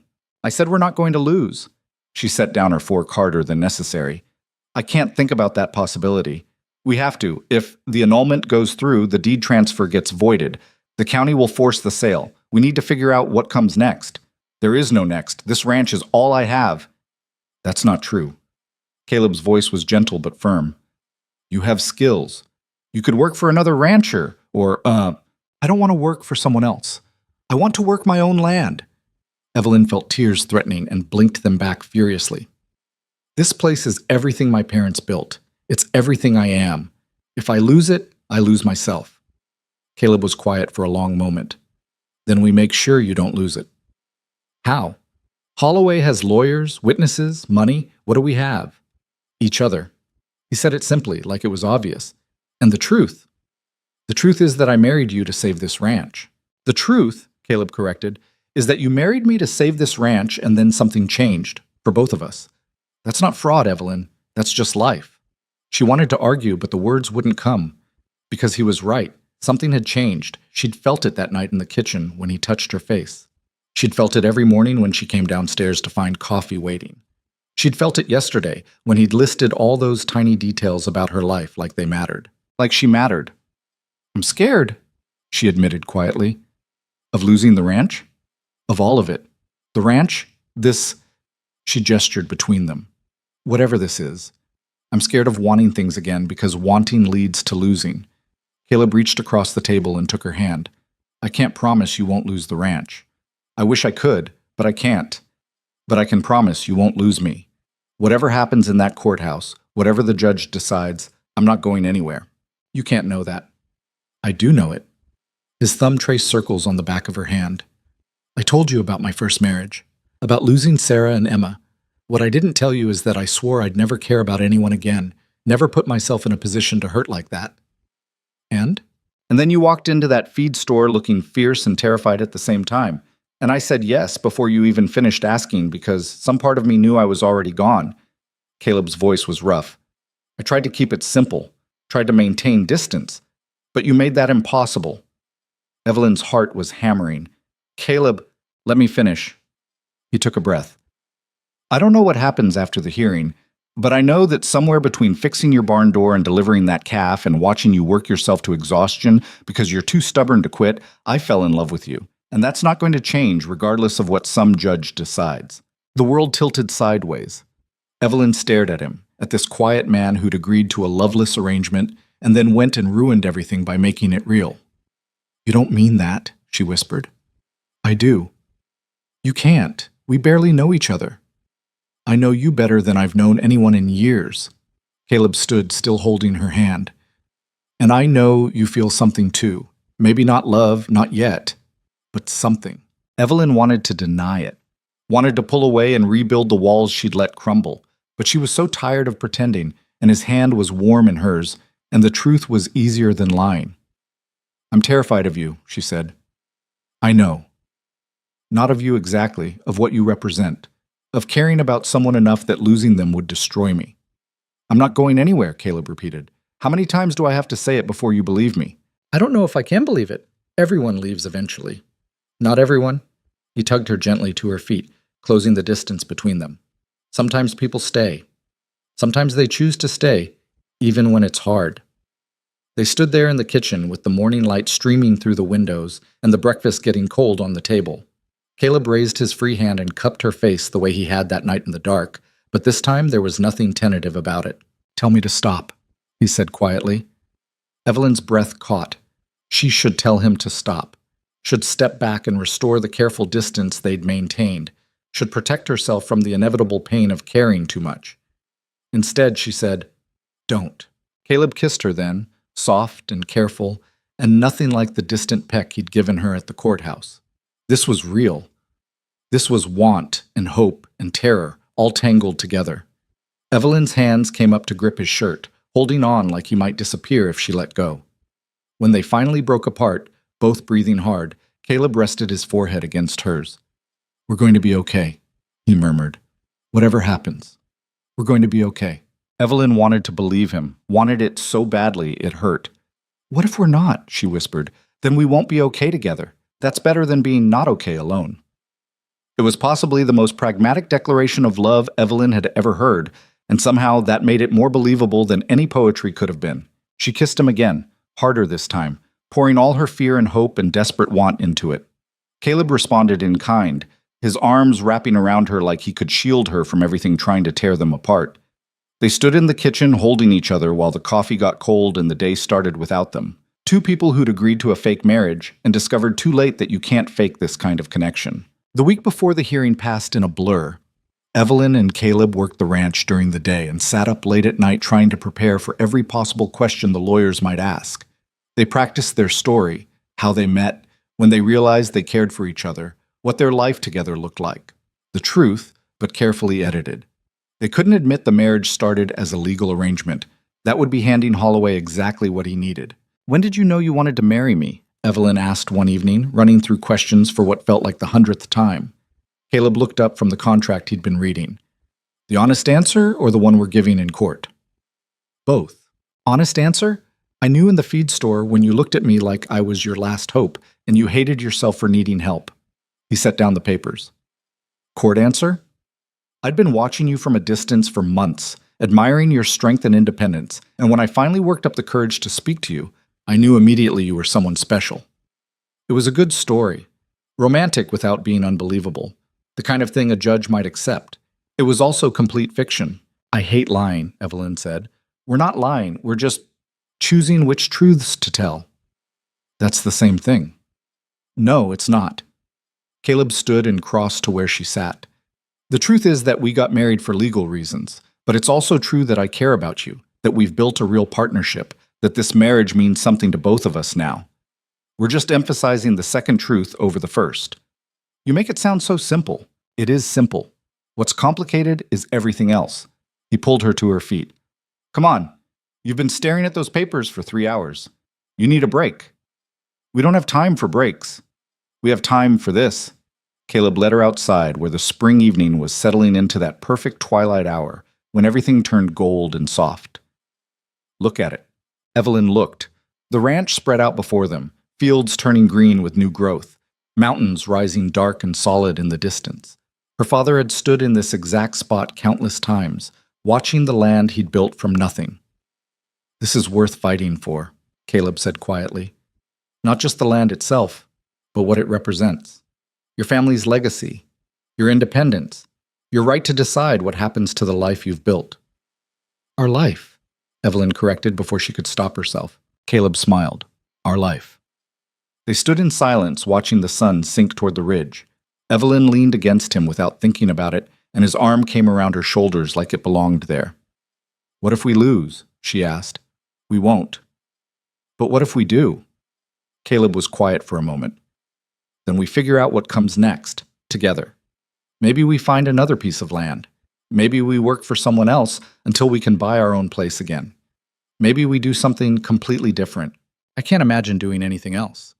"You couldn't imagine being married 6 months ago either." He pressed a kiss to the top of her head. "People adapt. We'll adapt." Evelyn wanted to argue, but exhaustion was finally catching up with her.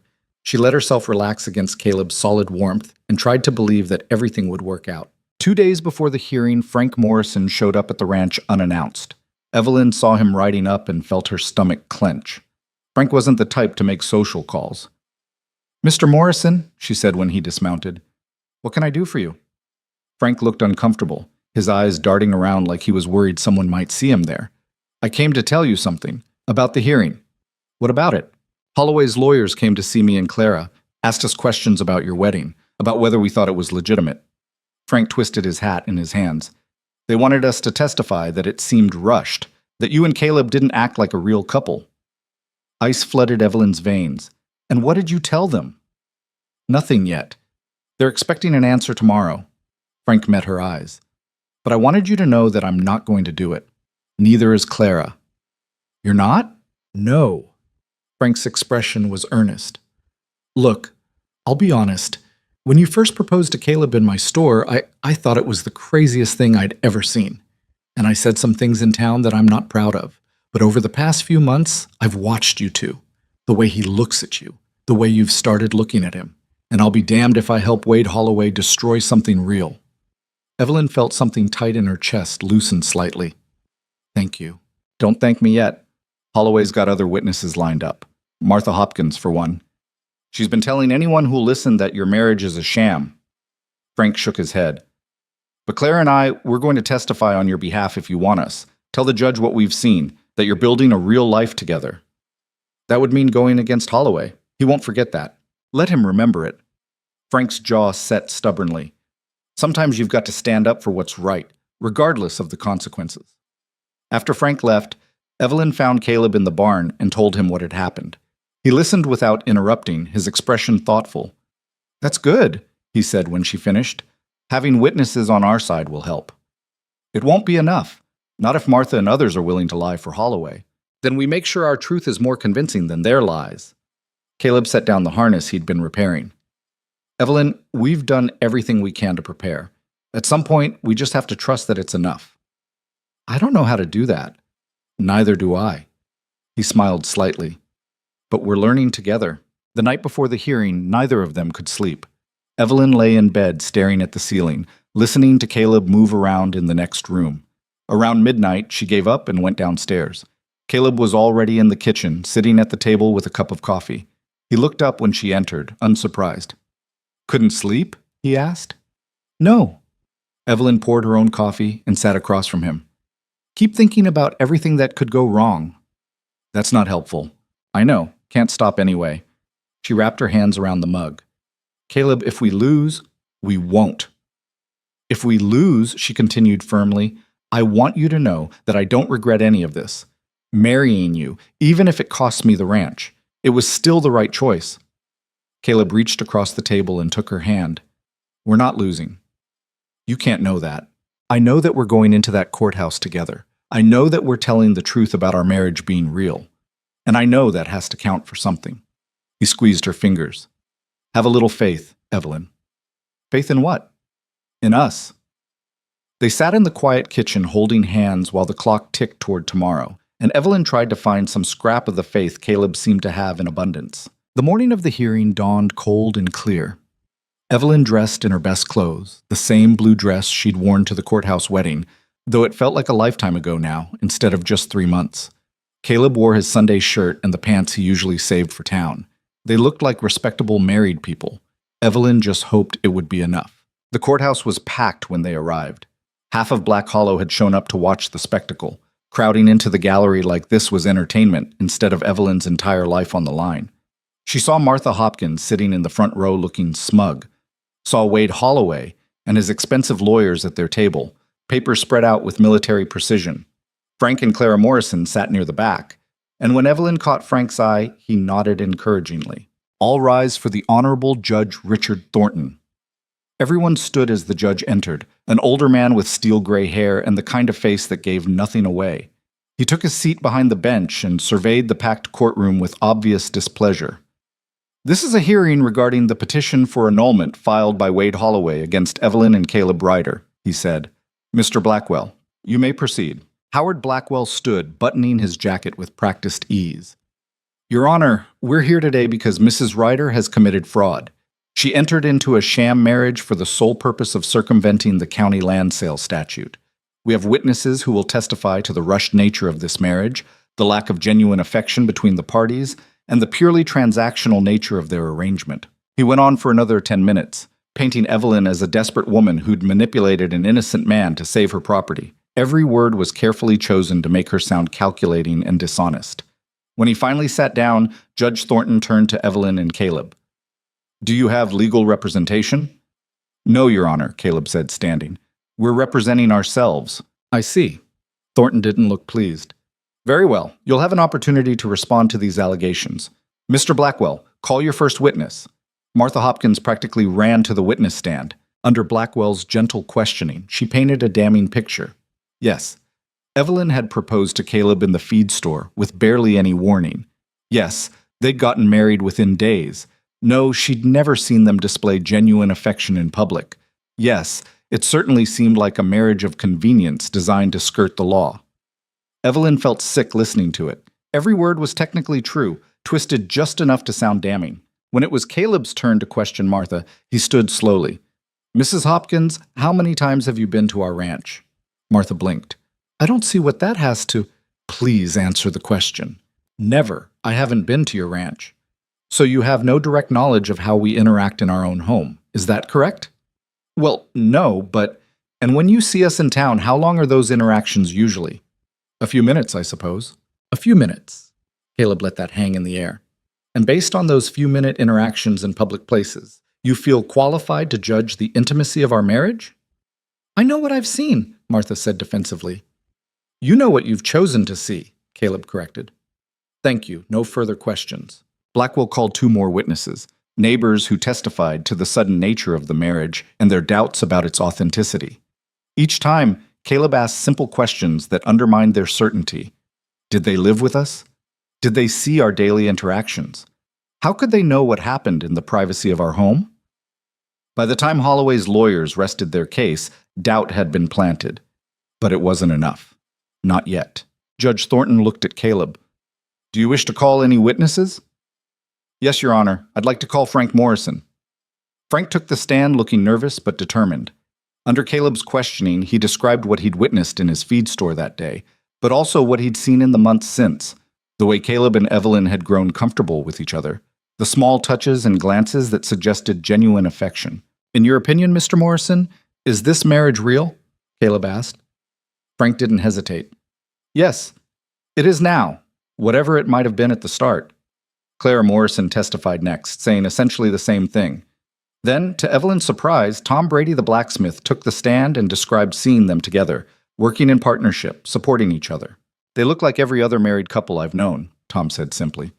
Maybe they started out rough, but they've grown into it. When the witnesses were finished, Judge Thornton looked at Evelyn and Caleb. I'd like to hear from the 2 of you directly. Mrs. Ryder, please take the stand. Evelyn's legs felt shaky as she walked to the witness chair. She placed her hand on the Bible and swore to tell the truth, then sat and faced the judge. Mrs. Ryder, Thornton said, did you marry Mr. Ryder primarily to avoid the county land sales statute? This was it, the moment everything hinged on. Evelyn took a breath and made her choice. Yes, she said. Gasps rippled through the courtroom. Holloway's lawyers looked triumphant. Caleb's face went carefully blank. But that's not the whole truth, Evelyn continued.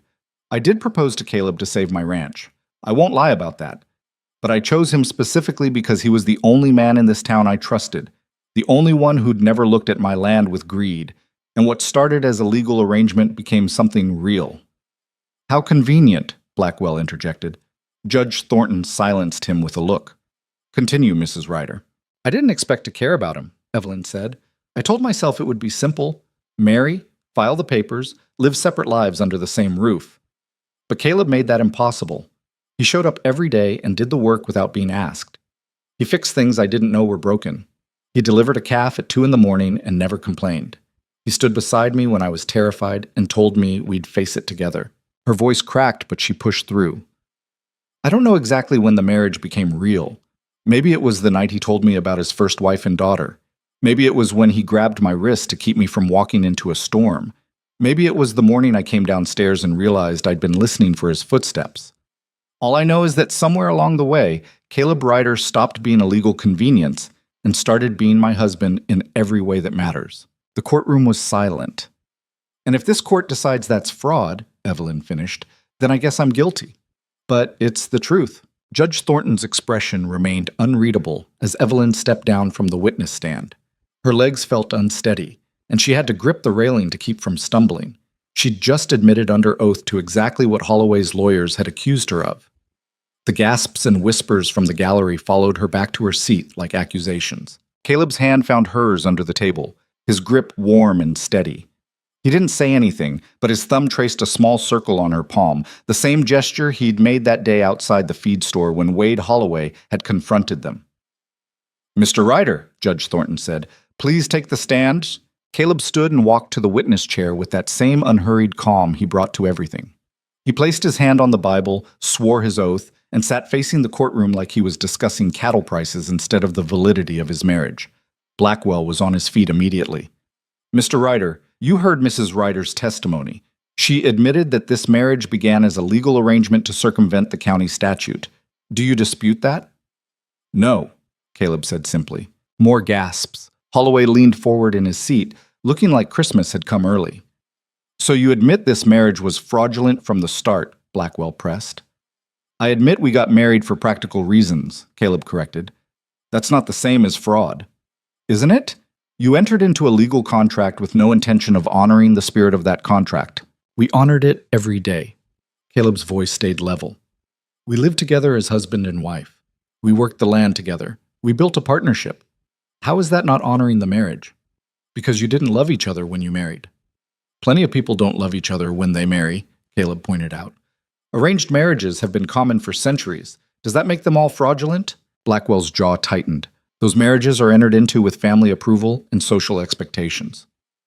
Your marriage was a deliberate attempt to manipulate. My marriage, Caleb interrupted, was an agreement between two adults who needed each other. Evelyn needed a husband to keep her land. I needed... He paused, seeming to choose his words carefully. I needed a reason to stop running from my past.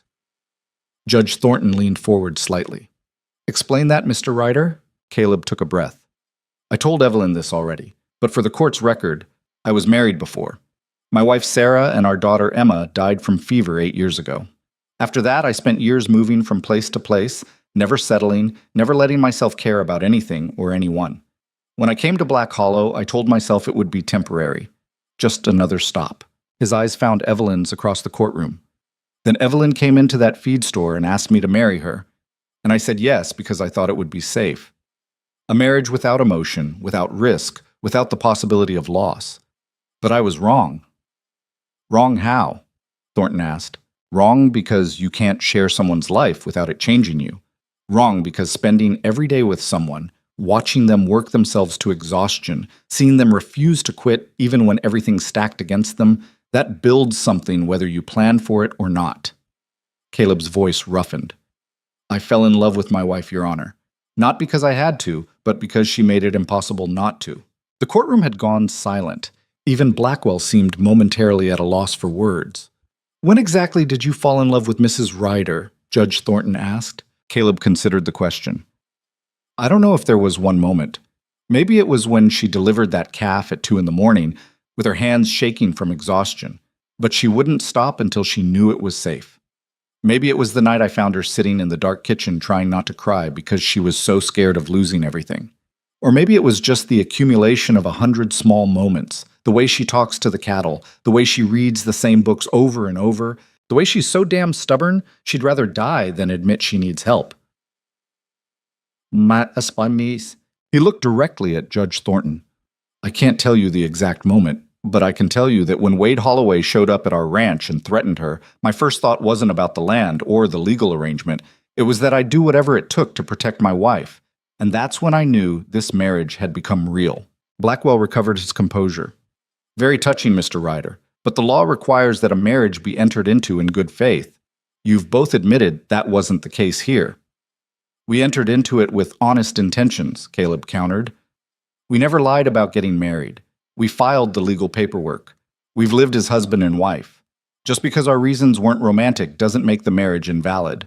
Your Honor, Blackwell said, turning to the judge, the respondents have admitted to exactly what we alleged, a marriage of convenience designed to circumvent the law. Their feelings now are irrelevant. What matters is their intent at the time of the ceremony. Judge Thornton was quiet for a long moment, his fingers steepled beneath his chin. Mr. Blackwell, I'm going to ask you a question. How many married couples do you think enter into marriage for purely romantic reasons, with no practical considerations whatsoever? Blackwell blinked. I'm not sure I understand the relevance. Answer the question. Well, I suppose most marriages involve some practical considerations. Financial security, family connections, social status, property consolidation, Thornton listed. Would you argue that all those marriages are fraudulent? Of course not, but the difference here is that Mr. and Mrs. Ryder were honest about their practical reasons. They didn't pretend to be madly in love when they weren't. They entered into a legal arrangement that served both their needs. And then, according to multiple witnesses, including themselves, they built a genuine relationship. The judge looked at Caleb. Mr. Ryder, do you currently reside at the Mercer Ranch? Yes, Your Honor. Do you share household expenses with your wife? Yes. Do you work the land together? Every day. Do you present yourselves publicly as a married couple? We do. Thornton turned to Evelyn. Mrs. Ryder, same questions. Do you and Mr. Ryder live together as husband and wife? Yes, Your Honor, Evelyn said, standing. Do you share your life with him in a way that would be recognizable as a marriage to any reasonable observer? Yes. The judge sat back. Mr. Blackwell, I've heard your witnesses testify about their suspicions and judgments, but suspicion isn't proof.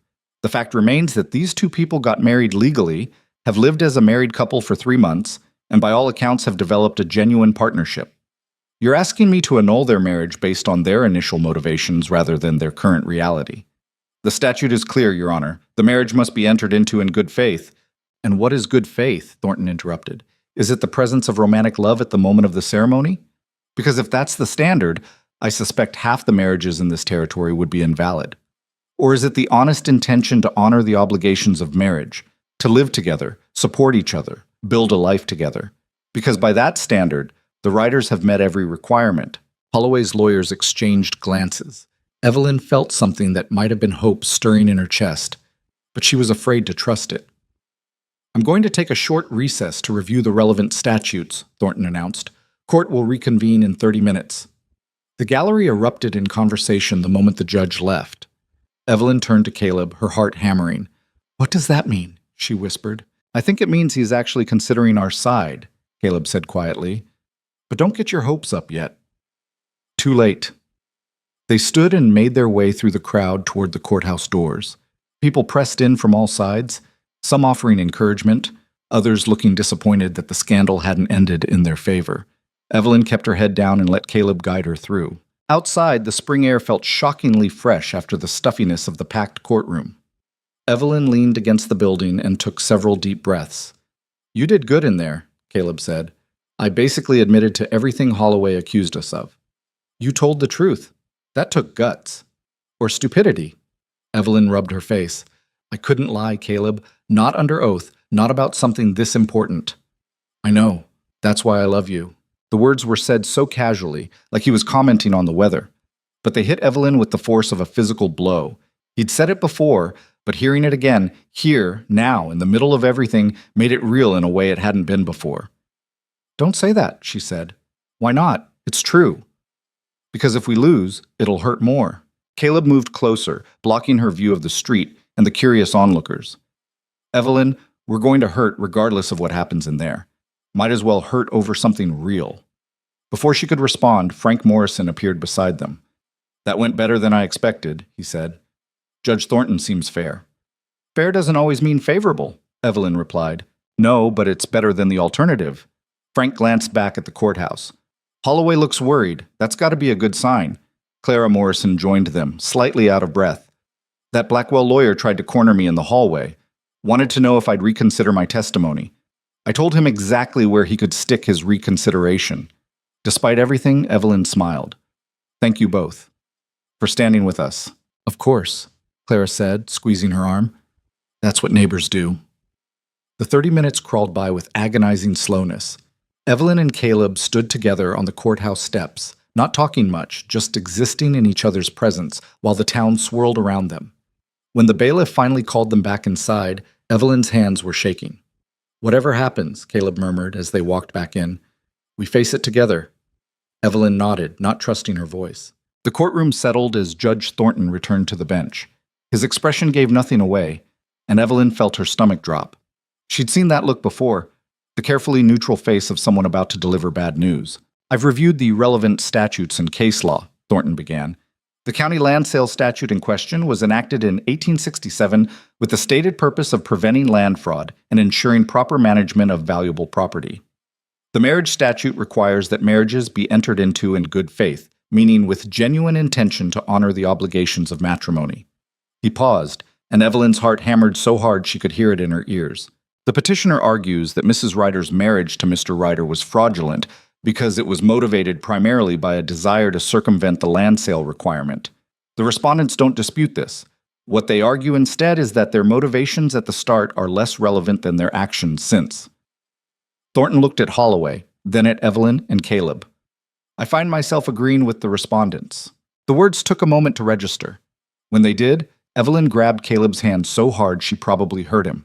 The law requires good faith, Thornton continued, but good faith is demonstrated through actions, not emotions. Mr. and Mrs. Ryder have lived together as a married couple for 3 months. They've combined their households, shared their resources, and by multiple accounts, including their own, developed a genuine partnership.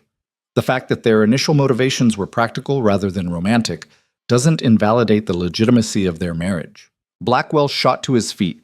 Your Honor, with respect, you're creating a precedent that would allow anyone to manipulate. I'm creating no such precedent, Thornton said sharply. I'm simply recognizing that marriage is a complex institution that serves multiple purposes: romantic, practical, social, and economic. To invalidate every marriage that began with practical considerations would be absurd. What matters is whether the parties are honoring their obligations to each other, and the evidence clearly shows that the writers are doing exactly that. He turned to the respondents' table. That being said, I do want to address the specific concern about land fraud. Mrs. Ryder, if you were to divorce Mr. Ryder tomorrow and reclaim sole ownership of your property, it would certainly suggest that this marriage was never genuine. Do you understand that? Evelyn stood on shaking legs. Yes, Your Honor. And do you intend to remain married to Mr. Ryder? She looked at Caleb, who was watching her with an expression that made her chest tight.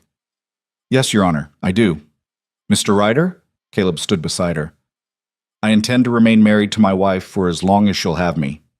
Thornton nodded slowly. Then my ruling is as follows. The petition for annulment is denied. The marriage between Evelyn Mercer Ryder and Caleb James Ryder is legally valid. The deed transfer stands as filed. Mr. Holloway, your challenge is dismissed. The courtroom exploded. Evelyn heard shouting, applause, angry protests, all blending together into meaningless noise. She stood frozen, unable to process what had just happened. They'd won. After months of fear and fighting and sleepless nights, they'd actually won. Evelyn, Caleb said quietly, and she turned to find him watching her with something that looked like joy. We won. We won, she repeated, and then the reality of it hit her and her knees buckled. Caleb caught her before she fell, his arms coming around her in a grip that felt safe and solid and real. Evelyn buried her face against his shoulder and felt the tears she'd been holding back for months finally break free. We won, she said again, muffled against his shirt. Yeah, we did. He was laughing, she realized, actually laughing. We actually did it. People surrounded them, Frank and Clara, Tom Brady, even some faces Evelyn didn't immediately recognize. Everyone talking at once, offering congratulations, reliving the best moments of the hearing. Through it all, Caleb held her like she might disappear if he let go. Across the courtroom, Wade Holloway stood with his lawyers, his face a mask of barely controlled fury. Evelyn met his eyes over Caleb's shoulder and saw the promise there. This wasn't over, not for him. But for now, right now, it was enough. Judge Thornton banged his gavel repeatedly, trying to restore order. This court is adjourned. Everyone please clear the courtroom. The crowd slowly dispersed, though people kept stopping to shake Caleb's hand or embrace Evelyn. It took almost 20 minutes before they finally made it outside into the spring sunshine. The ride back to the ranch felt surreal. Evelyn kept expecting someone to chase them down, to tell them there'd been a mistake, that the ruling was reversed. But no one came. They rode in silence through the greening landscape, and with each mile, the reality of what they'd accomplished settled deeper into Evelyn's bones. The ranch looked the same when they arrived. Same weathered house, same leaning barn, same cattle in the pasture. But somehow it felt different. Lighter, maybe. Or maybe that was just Evelyn herself feeling lighter. She dismounted and stood looking at the land that had nearly cost her everything. The land she'd fought so hard to keep. Her father's legacy, her mother's memory, her entire identity wrapped up in 200 acres of mountain valley. It's really ours, she said quietly.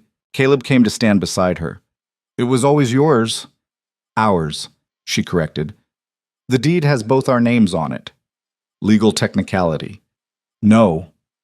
Evelyn turned to face him. It's ours. I meant what I said in that courtroom, about this marriage being real, about you being my husband, all of it. Something shifted in Caleb's expression. Yeah? Yeah. She took a breath. I love you.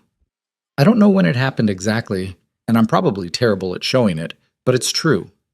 I love you, Caleb Ryder. For a moment, he just stared at her.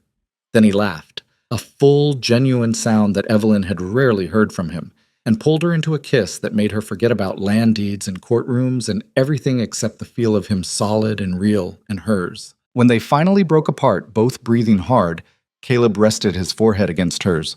I love you too, he said. In case that wasn't clear. It was pretty clear. Evelyn smiled. You did give a very moving speech in court.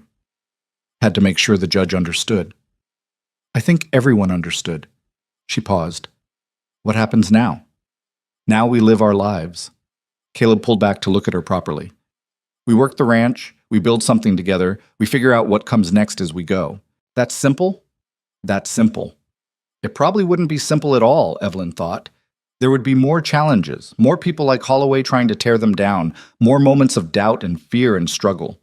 But standing there with Caleb's arms around her and the ranch spread out before them, she felt something she hadn't felt in months. Hope. They spent the rest of the day doing normal ranch work, feeding cattle, checking fences, all the mundane tasks that had filled their days for months. But everything felt different now. When Caleb reached past her to grab a tool, she didn't tense. When they passed each other in the barn, she let herself smile. When they came inside for dinner, sweaty and tired and covered in dust, it felt like coming home in a way it hadn't before. After dinner, they sat on the porch watching the sunset behind the mountains. The spring air was cool, but not cold, carrying the scent of new grass and mountain pine. Evelyn leaned against Caleb's shoulder, and his arm came around her automatically. Do you ever think about what would have happened if I'd asked someone else? She asked. If you'd said no? All the time, Caleb admitted. And I'm grateful every day that you asked me and I was smart enough to say yes, even with all the drama and the court case and Holloway. Even with all that, he pressed a kiss to her temple. You were worth fighting for, Evelyn. The ranch was just a bonus. She turned to look at him in the fading light. You know we're actually stuck with each other now, right? We stood up in court and said we're staying married. Can't back out without looking like frauds. Is that your way of proposing again? Maybe. Evelyn felt herself smile. Except this time it's real. No legal loopholes, no desperate circumstances, just us. Just us, Caleb echoed. I can live with that. They sat in comfortable silence as the stars began to appear overhead. Somewhere in the distance a coyote called, and was answered by another. The cattle settled for the night with soft lowing sounds. The old house creaked as it cooled from the day's warmth. All the sounds of home. I want to do it properly, Evelyn said suddenly. Do what? Marry you. Not in a courthouse with hostile witnesses. Not because we have to. She sat up to face him. I want to stand in front of people who actually care about us and say the words like I mean them. Caleb studied her face. You want a real wedding? Is that crazy? No. He smiled. But we're already married, so we'll get married again. People do it all the time, renew their vows or whatever. Evelyn felt herself getting excited about the idea. Nothing fancy, just our friends, maybe at the ranch, a real celebration instead of a legal maneuver. When? I don't know, summer maybe, after we get the planting done and before harvest. She paused. Unless you think it's stupid, I think, Caleb said slowly, that marrying you once was the best decision I ever made. Doing it again sounds even better. They started planning it right there on the porch as the night settled around them. Nothing elaborate. Clara could make a cake, they'd ask Frank to stand up as best man, maybe have it near the creek where the wildflowers would be blooming. Simple and genuine, the way everything between them had become. By the time they finally went inside, the moon was high, and the house was dark except for the lamp they'd left burning in the kitchen. Evelyn banked the fire while Caleb locked the doors, small domestic routines they'd fallen into without discussing. At the base of the stairs, they paused. For 3 months, they'd said goodnight here and retreated to separate rooms. The space between them now felt charged with possibility. Evelyn started. Do you want to? Caleb asked quietly. Want to what? Sleep alone. Is that still what you want? Evelyn thought about the empty bed upstairs, about 3 months of sleeping alone while the man she loved was just down the hall. Thought about all the walls they'd carefully maintained and whether any of them still made sense. No, she said. That's not what I want anymore. Caleb's hand found hers in the darkness. What do you want? You. Just you. He led her upstairs, past the spare room where he'd been sleeping, to her room at the end of the hall. The bed she'd been sleeping on the right side of for no good reason except habit. The room that had been hers alone for so long. They undressed without fanfare, just two people who'd worked together all day shedding their dirty clothes. When Caleb slid into bed beside her, Evelyn realized this was the first time they'd shared a bed, despite being married for 3 months. This is weird, she said. Yeah. Good weird or bad weird? Caleb pulled her against him, and Evelyn felt herself relax into the warmth of him. Good weird, he decided. Definitely good weird. She fell asleep curled against his chest, listening to his heartbeat, feeling safer than she had in years. And when she woke in the middle of the night from a half-remembered nightmare about losing the ranch, Caleb was there to pull her close and murmur reassurances until she drifted back to sleep. The next morning, Evelyn woke to sunlight streaming through the window and the smell of coffee drifting up from the kitchen. For a moment, she lay there confused about why her room smelled like coffee and why the bed felt heavier than usual. Then she remembered and smiled. Caleb was already awake, propped up on one elbow, watching her. Morning. Morning, Evelyn stretched. Did you make coffee? Hours ago. It's probably terrible by now. Why didn't you wake me? Because you looked peaceful, and you've barely slept in months. He brushed hair from her face. Figured you'd earned a morning in. Evelyn caught his hand and held it against her cheek. I could get used to this. Good, because I'm planning on it being a permanent arrangement. They eventually dragged themselves out of bed and downstairs, where Caleb made fresh coffee while Evelyn started breakfast. Moving around the kitchen together felt different now, less careful, more natural. When Caleb reached past her for the sugar, she didn't move away. When she turned and found him close behind her, she leaned back against him instead of stepping aside. Small changes that added up to everything. They were finishing breakfast when someone knocked on the door. Evelyn exchanged a glance with Caleb. They weren't expecting visitors. She opened the door to find Frank Morrison standing on the porch, hat in hand and looking uncomfortable. Frank, what's wrong? Nothing's wrong exactly, Frank said. I just thought you should know, Wade Holloway left town this morning. Evelyn's stomach clenched. Left? What do you mean left? Took his lawyers and his palomino and rode out before dawn. Tom Brady saw them heading toward the county seat. Frank twisted his hat. Word is he's done with Black Hollow. Lost too much face over this whole business. He's really gone? Evelyn couldn't quite believe it. Looks that way. Sold his ranch to some outfit from back east, packed up his things, and left. Frank smiled slightly. You beat him, Evelyn. You and Caleb actually beat him. After Frank left, Evelyn stood in the doorway staring at nothing. Holloway was gone. The man who'd threatened and intimidated her for months, who'd tried to steal her land, who'd dragged her through court, just gone. You all right? Caleb asked from behind her. I don't know. Evelyn turned to face him. I thought I'd feel more triumphant, but mostly I just feel tired. That's because you've been fighting for so long, you forgot how to do anything else. Caleb pulled her close. Now you get to figure out what comes after the fight. What does come after? Life, he said simply. Just life. The boring, beautiful, everyday kind that doesn't involve lawyers or courtrooms or people trying to steal what's yours. Evelyn leaned against him and let herself imagine it. Days of working the ranch, nights spent together, a future that wasn't defined by survival but by building something worth keeping. I think I'd like that, she said. Yeah? Yeah. She pulled back to look at him. So let's start now. No more fighting, no more fear. Just us and this ranch and whatever comes next. Caleb smiled. That rare, full smile that made him look years younger. Sounds perfect. And standing there in the doorway of the house that had nearly cost her everything, wrapped in the arms of a man she'd married for all the wrong reasons and loved for all the right ones, Evelyn Ryder finally let herself believe that everything might actually be okay. The weeks that followed Holloway's departure had a dreamlike quality that Evelyn didn't quite trust. She kept waiting for the other shoe to drop, for some new crisis to emerge from the mountains and threaten everything they'd fought for. But the crisis never came.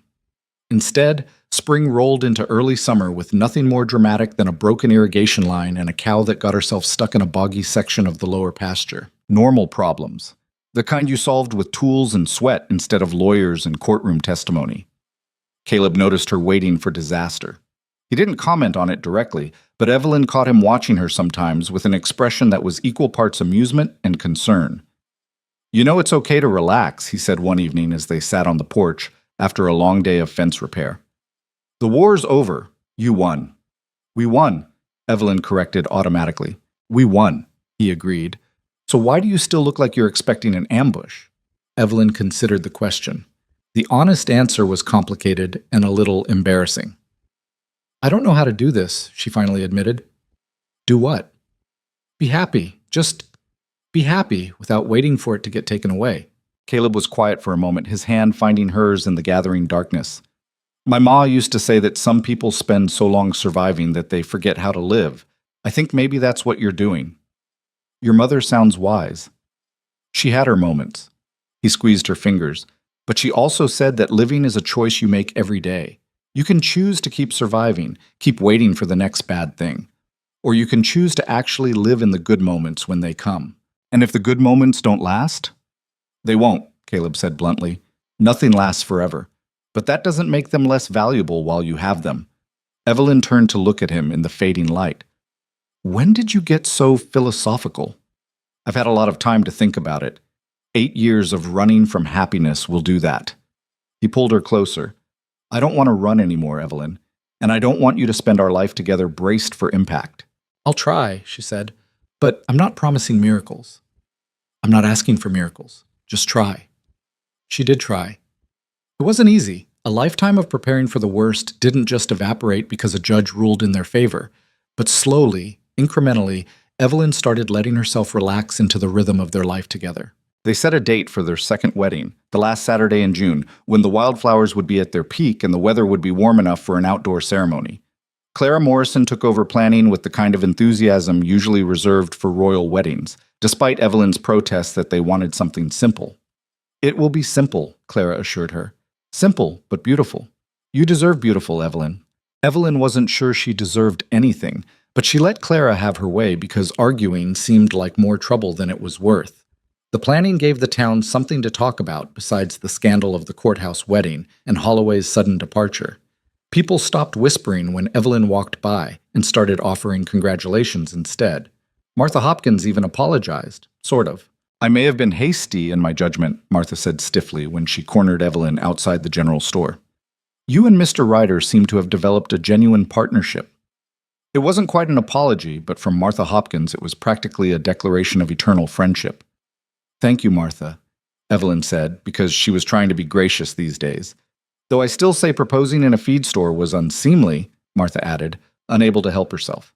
Some things never changed. As June approached, Caleb asked Evelyn a question that caught her completely off guard.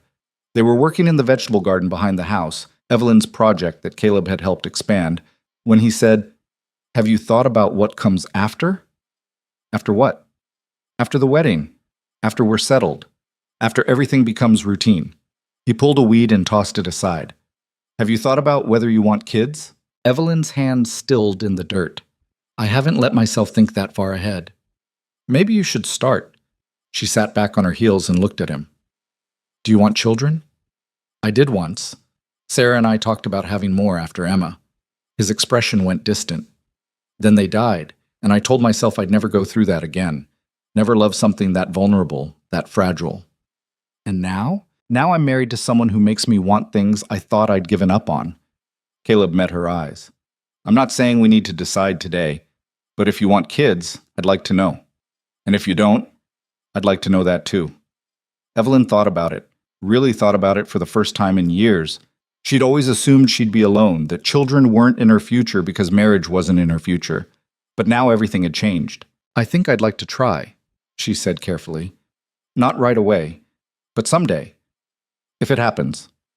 If it happens, Caleb agreed. No pressure, no expectations, just if it happens. They went back to weeding, but the conversation settled into Evelyn's mind and took root alongside the vegetables. A future that included not just her and Caleb, but maybe something more. Something they'd build together from scratch.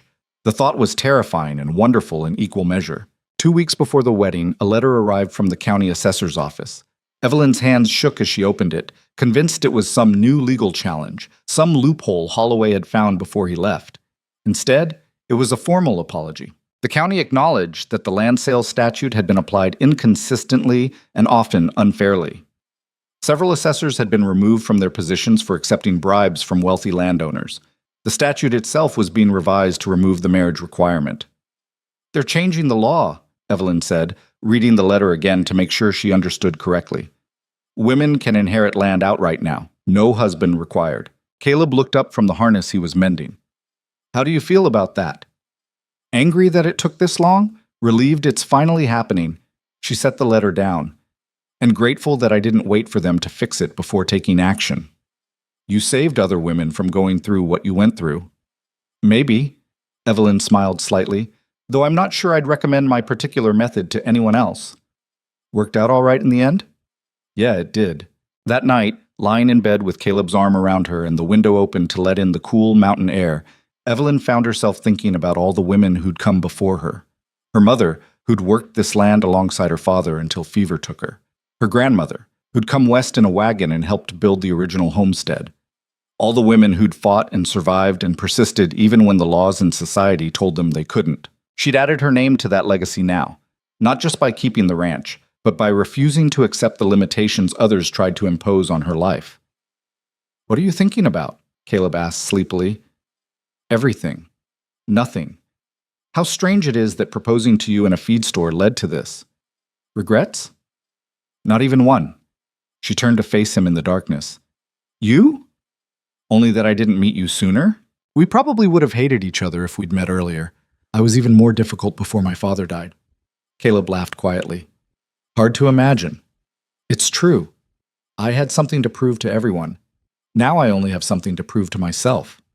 And what's that? That I can build something that lasts, that I can trust someone enough to let them in. She paused. That I can be happy without constantly waiting for it to end. How's that going so far? Evelyn considered the question honestly. Better than I expected. Harder than it should be, but better. I'll take better. They fell asleep tangled together, and for once Evelyn didn't dream about losing anything.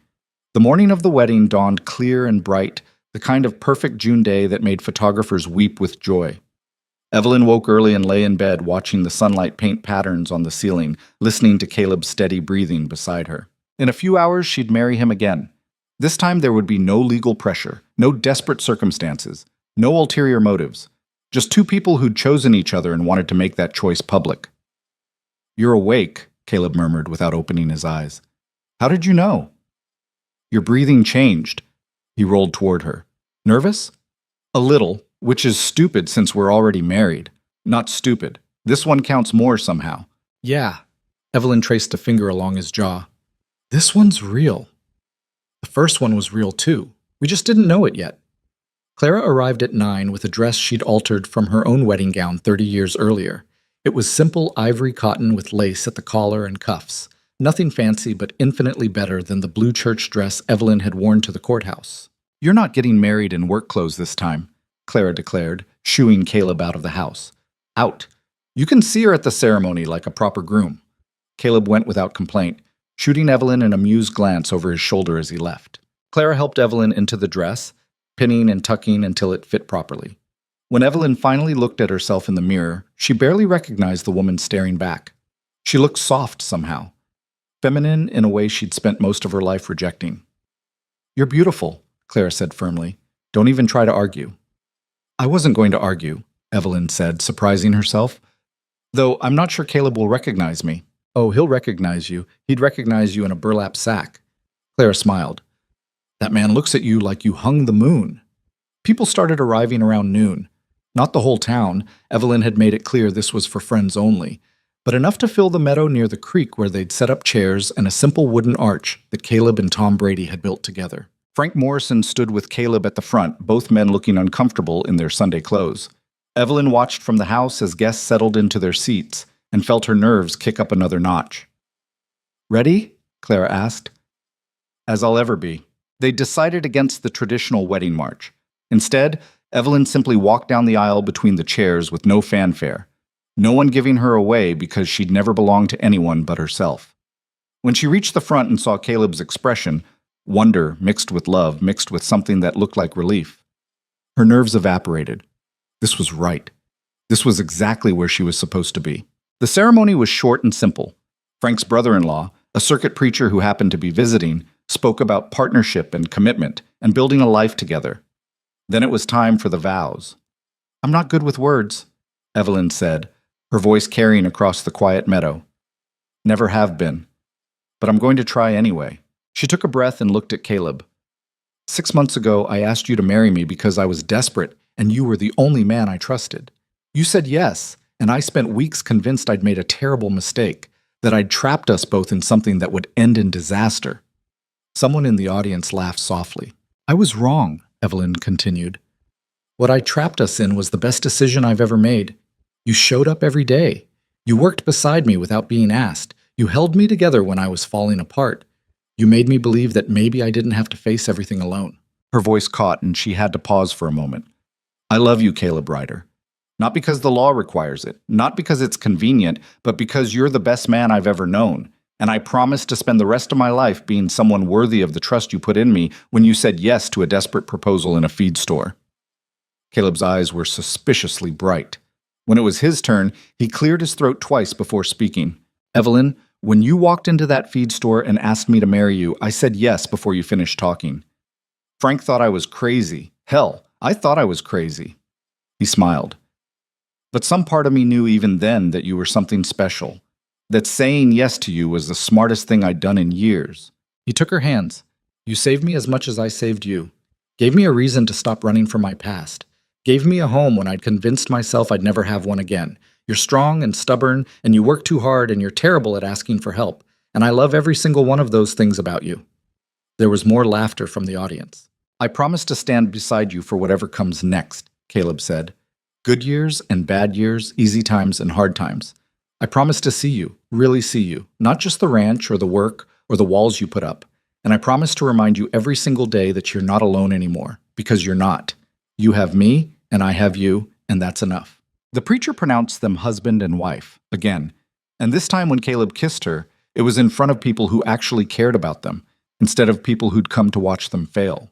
The celebration that followed was exactly the kind of simple, genuine gathering Evelyn had hoped for. Clara had made a cake that was slightly lopsided but tasted perfect.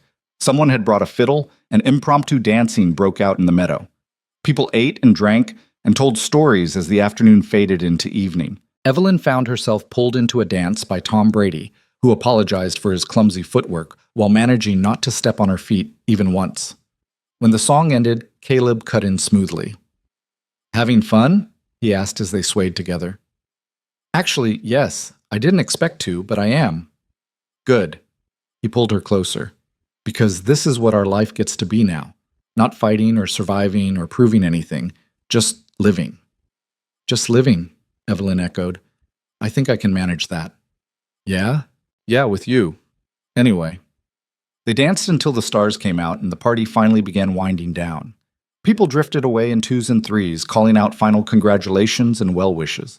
Clara and Frank were the last to leave, Clara fussing over cleanup until Evelyn gently but firmly sent her home. Finally, it was just Evelyn and Caleb standing in the meadow, surrounded by the debris of their celebration. The candles in their mason jars had burned down to stubs. The flowers on the arch were wilting slightly in the evening warmth. It was perfect. Come on, Caleb said, taking her hand. Let's go home. They walked back to the house together in comfortable silence. Evelyn was exhausted, but in the best possible way, the kind of tired that came from a day well lived rather than a day survived. Inside, Caleb banked the fire while Evelyn changed out of the wedding dress into something more comfortable. When she came back downstairs, he was waiting with 2 glasses of whiskey. To us, he said, handing her one. To us, Evelyn agreed, and they drank. The whiskey burned going down, but it was a good burn, the kind that warmed from the inside out. I have something for you, Caleb said. He disappeared into the other room and came back with a small wooden box. It's not much, but Evelyn opened the box and found a ring. Simple gold, no stones, just a plain band with something engraved inside. She tilted it to catch the light and read the words, "Always stay." It's from what I said in court, Caleb explained, about people staying. I had Tom Brady make it for me. It's perfect, Evelyn's voice came out rough. Help me put it on? He slid the ring onto her finger, the left hand this time, the traditional place. It fit perfectly, like it had been made for her, which, she supposed, it had been. I didn't get you anything, she said. You gave me everything I needed the day you asked me to marry you. Caleb pulled her close. Everything else is just bonus. They stood in the kitchen holding each other, and Evelyn felt something inside her finally, fully relax. The constant vigilance she'd maintained for months, years really, finally eased. She was safe. She was home. She was loved. And she'd fought like hell to get here. Summer rolled into fall with the kind of golden abundance that made ranchers grateful. The cattle fattened on rich pasture grass. The vegetable garden produced more than they could eat. The repairs they'd made to the property held through the occasional storm. Evelyn caught herself humming while she worked one day and stopped, startled. She couldn't remember the last time she'd hummed. Couldn't remember the last time she'd felt light enough for music. Caleb noticed, of course. He noticed everything. Happy? He asked. Yeah, Evelyn said, testing out the word. I think I am. Good. About time. It wasn't perfect. Nothing ever was. They had their first real fight in August when Caleb wanted to expand the herd and Evelyn worried they couldn't afford the risk. The argument lasted 2 days and ended with them both admitting the other had valid points and finding a compromise. This is what marriage actually looks like, Caleb said afterward. Not the romantic stuff from the wedding. This, arguing about cattle and money and risk management. I can live with this. Me too. In late September, Evelyn realized her monthly cycle was late. At first she dismissed it. Stress could do strange things to a body, and she'd been under more stress than usual between the harvest and preparing for winter. But when another week passed, she started to wonder. She didn't say anything to Caleb. Not yet. Not until she was sure. But she caught herself putting her hand to her stomach sometimes, wondering. The confirmation came in early October when the nausea started. Evelyn spent 3 mornings in a row barely making it outside before losing her breakfast. On the 3rd morning, Caleb followed her out and held her hair back while she was sick. How long has this been happening? He asked quietly. Few days. And you didn't think to mention it? Evelyn wiped her mouth and sat back on her heels. I wasn't sure. I'm still not completely sure. It could be something else. Evelyn? Caleb's hand found her shoulder. When was your last monthly? End of August, I think. It's October. I know. They looked at each other, and Evelyn saw her own mix of terror and hope reflected in Caleb's expression. We should see the doctor, he said. Probably. Are you scared? Terrified. Evelyn let him help her to her feet. Are you? Yeah. He pulled her into his arms carefully, like she might break. But also excited. Is that allowed? I don't know what's allowed. She leaned against him. I just know that if I am pregnant, I want this baby. With you. I want all of it. The doctor confirmed it a week later. Evelyn was about 6 weeks along, due sometime in late May or early June. Everything looked healthy, though the doctor warned her to take it easy and avoid heavy lifting. Fat chance of that, Evelyn muttered as they left the doctor's office. You're going to have to slow down, Caleb said firmly. Doctor's orders. I'm pregnant, not broken. I know, but humor me anyway. They fought about it for a few days. Evelyn insisting she could do everything she'd always done. Caleb insisting she needed to be careful. Finally, they reached a compromise.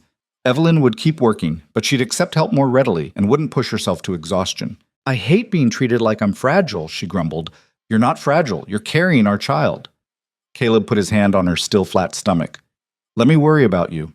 It's one of my favorite things. Evelyn softened despite herself. One of your favorite things? Right up there with watching you talk to the cattle and finding you asleep over the account books. I don't fall asleep over the books. You did last week. Woke up with ink on your face. She had to laugh at that. Fine. You can worry about me. A little. I'll take a little. Winter came early that year, snow falling in mid-November and blanketing the ranch in white. Evelyn watched from the kitchen window as Caleb worked outside, bundled against the cold, moving with the same steady competence he brought to everything.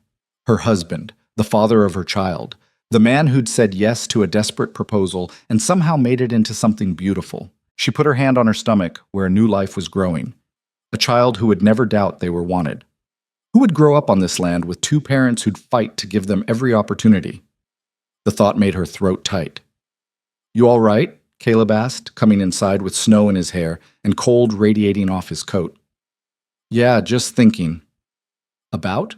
About how none of this was supposed to happen. I was supposed to marry you, save the ranch, and eventually divorce. That was the plan. Plans change. He kicked off his boots and crossed to where she stood. Better this way? So much better. Evelyn turned to face him. I never believed in happy endings. Thought they were fairy tales people told themselves to feel better about how hard life is. And now? Now I'm living in one. And it's terrifying because happy endings can turn into sad middles real fast if you're not careful. Caleb pulled her close, and she felt the reassuring solidity of him. Then we'll be careful. We'll protect this. Whatever it takes. Promise? Promise." They stood in the kitchen holding each other while the snow fell outside. Two people who had entered into a fake marriage and built something real from the rubble of their broken expectations. The pregnancy progressed through winter with relatively few complications. Evelyn's body changed in ways that fascinated and occasionally horrified her. Caleb watched it all with something like awe, his hand finding her growing belly whenever they were close. "It moved," he said one January evening, his palm pressed to her stomach. "I felt it move." "That's because they never stop moving. Kid's going to be as restless as you are." "Me? You're the one who can't sit still." "Fair point." Evelyn covered his hand with hers. "We need to pick names." "Already have some in mind?" "Maybe. For a girl, I was thinking Emma, if that's okay." Caleb's expression went soft. "You'd name her after my daughter?" "She was yours. She deserves to be remembered. Emma Ryder." He tried it out. "I like it. What about for a boy?" "I was thinking James, your middle name." "And if you want to honor your father?" "My father's name was Robert. That can be the middle name either way." Evelyn smiled. "Emma Robert Ryder or James Robert Ryder?" "Perfect." Caleb kissed her forehead. "Absolutely perfect." Spring arrived slowly, the snow melting in fits and starts as the weather couldn't quite decide what season it wanted to be. By late April, Evelyn was enormous and uncomfortable and counting down the days until she could meet this child who'd been kicking her ribs for months. "I'm ready for this to be over," she told Clara during one of the older woman's frequent visits. "You say that now. Wait until you're not sleeping because the baby's crying every 2 hours. At least then I'll be able to see my feet again." The baby came in mid-May, 2 weeks earlier than the doctor predicted. Evelyn's water broke while she was hanging laundry, a moment of panic followed by Caleb rushing to get the doctor while Clara stayed with her and tried to keep her calm. The labor was long and difficult. Evelyn had always known childbirth wouldn't be easy, but knowing it and experiencing it were different things entirely. She spent hours in pain that made delivering a stuck calf seem like nothing, Caleb holding her hand and murmuring encouragement that she mostly couldn't hear over the roaring in her ears. Finally, after what felt like forever but was probably only 12 hours, their daughter entered the world with a lusty cry that made Evelyn laugh and cry at the same time. "Emma," the doctor said, placing the tiny, squalling bundle on Evelyn's chest. "You have a daughter." Evelyn looked down at the red-faced, angry little creature and felt something in her chest crack open. Love so fierce it was almost painful. Protection so absolute she'd fight off the entire world to keep this child safe. "She's perfect," Caleb said, his voice rough. He touched Emma's tiny hand with one finger, and she immediately grabbed hold. "Look at that grip, going to be strong like her mother." "Stubborn like her father," Evelyn countered. They sat together in the early morning light, this new family of 3, and Evelyn thought about how far they'd come. From a desperate proposal in a feed store to this. A child they'd made together, wanted together, would raise together. The first few weeks were exhausting. Emma had excellent lungs and used them frequently, especially at night. Evelyn stumbled through her days in a haze of sleeplessness, learning how to feed and change and soothe a tiny human who seemed determined to ensure her parents never rested again. But there were moments of pure joy, too. The first time Emma smiled at her, the way she'd calmed down when Caleb held her against his chest and hummed. The feeling of absolute rightness when Evelyn held her daughter and looked around at the ranch she'd fought so hard to keep. This was what she'd been fighting for all along, even when she didn't know it. Not just the land, but the life that land made possible. The family she could build here. The future she could give her daughter. One evening in early June, when Emma was 3 weeks old, Evelyn stood on the porch with her sleeping daughter in her arms. Caleb came to stand beside her, his arm around her waist. "You know what today is?" he asked. "Tuesday? 1 year since you proposed to me." Evelyn looked at him in surprise. "Has it really been a year?" 365 days since you walked into that feed store and changed both our lives." 365 days, Evelyn repeated. "Seems longer. Seems like you've always been here." "Feel that way to me too." Caleb pressed a kiss to her temple. "Best year of my life." "Even with the court case and Holloway and all the drama?" "Even with all that. Because it led here, to you and me and her." He gestured to Emma. "This is what I meant when I said some things are worth fighting for." Evelyn looked out at the ranch spread before them, the fields green with summer growth, the mountains rising solid in the distance, the cattle settling for the evening. Her father's land, her mother's memory, her daughter's inheritance. But more than that, It was home. The place where she'd learned that survival wasn't the same as living.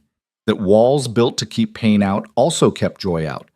That sometimes the scariest thing you could do was trust someone enough to let them in. "I'm glad I asked you," she said quietly. "Even though I was terrified, even though I thought it was temporary. I'm glad it was you." "Me too." Caleb held her closer.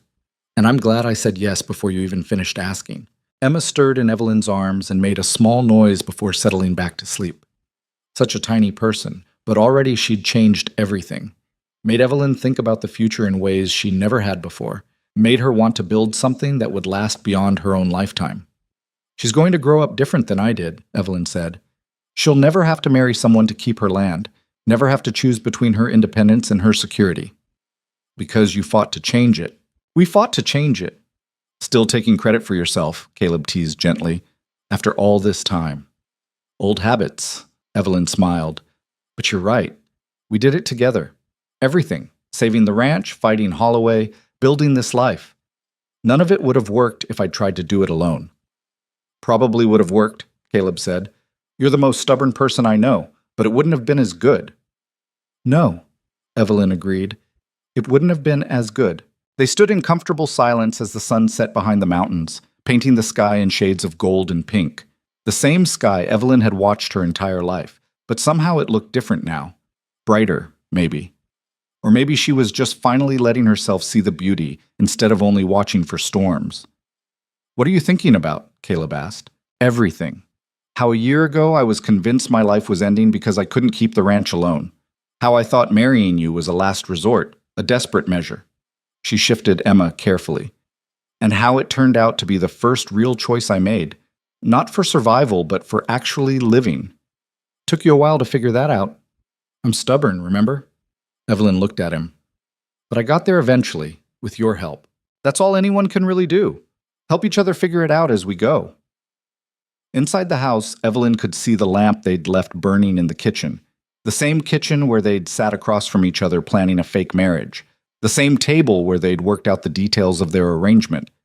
Everything looked the same, but everything had changed. They'd changed. Emma started fussing, and Evelyn recognized the early signs that meant hungry. "I should feed her." "I'll make dinner while you do," Caleb said. "We've got that beef stew from yesterday." Such ordinary words, such ordinary plans. But that was what life was made of. Not grand gestures or dramatic moments, but the quiet accumulation of ordinary days. Feeding the baby, making dinner, working the land, falling asleep tangled together, and waking up to do it all again. Evelyn had spent so long bracing for disaster that she'd almost missed the miracle happening right in front of her. Later that night, after Emma had been fed and changed and finally settled in her cradle, after they'd eaten dinner and cleaned up and completed all the small tasks that made up a life, Evelyn and Caleb lay in bed together. "Do you ever wonder how things would have turned out if I'd asked someone else?" Evelyn asked. "If you'd said no?" "Sometimes," Caleb admitted, "but not in a useful way. All I know is I'm grateful it worked out like this." "Me too." She rolled toward him, resting her head on his shoulder. Through the open window, she could hear the night sounds of the ranch, cattle settling, the wind in the pines. Somewhere in the distance, a coyote calling. All the sounds of home. "Caleb?" "Yeah?" "Thank you." "For what?" "For saying yes. For staying. For making me believe that not everyone leaves." His arm tightened around her. "Always stay. Remember?" "I remember." Evelyn touched the ring on her finger, the one engraved with those exact words. "I remember everything." They drifted toward sleep in the comfortable silence of two people who knew each other well enough that words weren't always necessary. And as Evelyn felt herself slipping away, she thought about the woman she'd been a year ago, desperate, afraid, convinced she had to face everything alone. That woman would barely recognize the person she'd become, would probably scoff at the idea that a fake marriage could turn into something real, would never believe that the biggest risk she ever took would turn out to be the best decision of her life. But it had. She'd walked into a feed store planning to save her ranch, and walked out having saved herself instead. Not that she'd known it at the time, not that she'd even been looking to be saved. But Caleb had seen past the walls she'd built and offered her something she didn't know she needed: partnership. Genuine, honest partnership with someone who saw her clearly and chose her anyway. And from that partnership had grown everything else. Love and trust and a family and a future she could actually let herself imagine. Outside, Emma started crying. Evelyn groaned and started to get up, but Caleb was already moving. "I've got her," he said. "You sleep." "You sure?" "I'm sure." He pressed a kiss to her forehead. "You rest. I'll take the shift." Evelyn listened to him cross to the nursery, heard his low voice soothing their daughter, and felt a wave of gratitude so strong it made her throat tight. This was what she'd fought for. This exact moment, a partner who showed up, who shared the burden, who made the hard days bearable and the good days better. She fell asleep listening to Caleb singing to Emma, some old song she didn't recognize, his voice rough but gentle. The sound of home, the sound of family, the sound of everything she'd never let herself hope for finally, improbably, coming true. And in the morning, when the sun rose over the mountains and painted the valley gold, Evelyn Ryder would wake up in the house her father built, surrounded by the people she loved, on the land she'd fought to keep. She'd wake up to another ordinary day of feeding cattle and fixing fences and raising a daughter and building a life with a man she'd married for all the wrong reasons and loved for all the right ones. She'd wake up knowing that some fairy tales start in feed stores, that some happy endings come from desperate proposals, and that sometimes the strongest things aren't built through force at all. They're built slowly, through patience and loyalty and the quiet courage of someone who stays. Someone who always stays.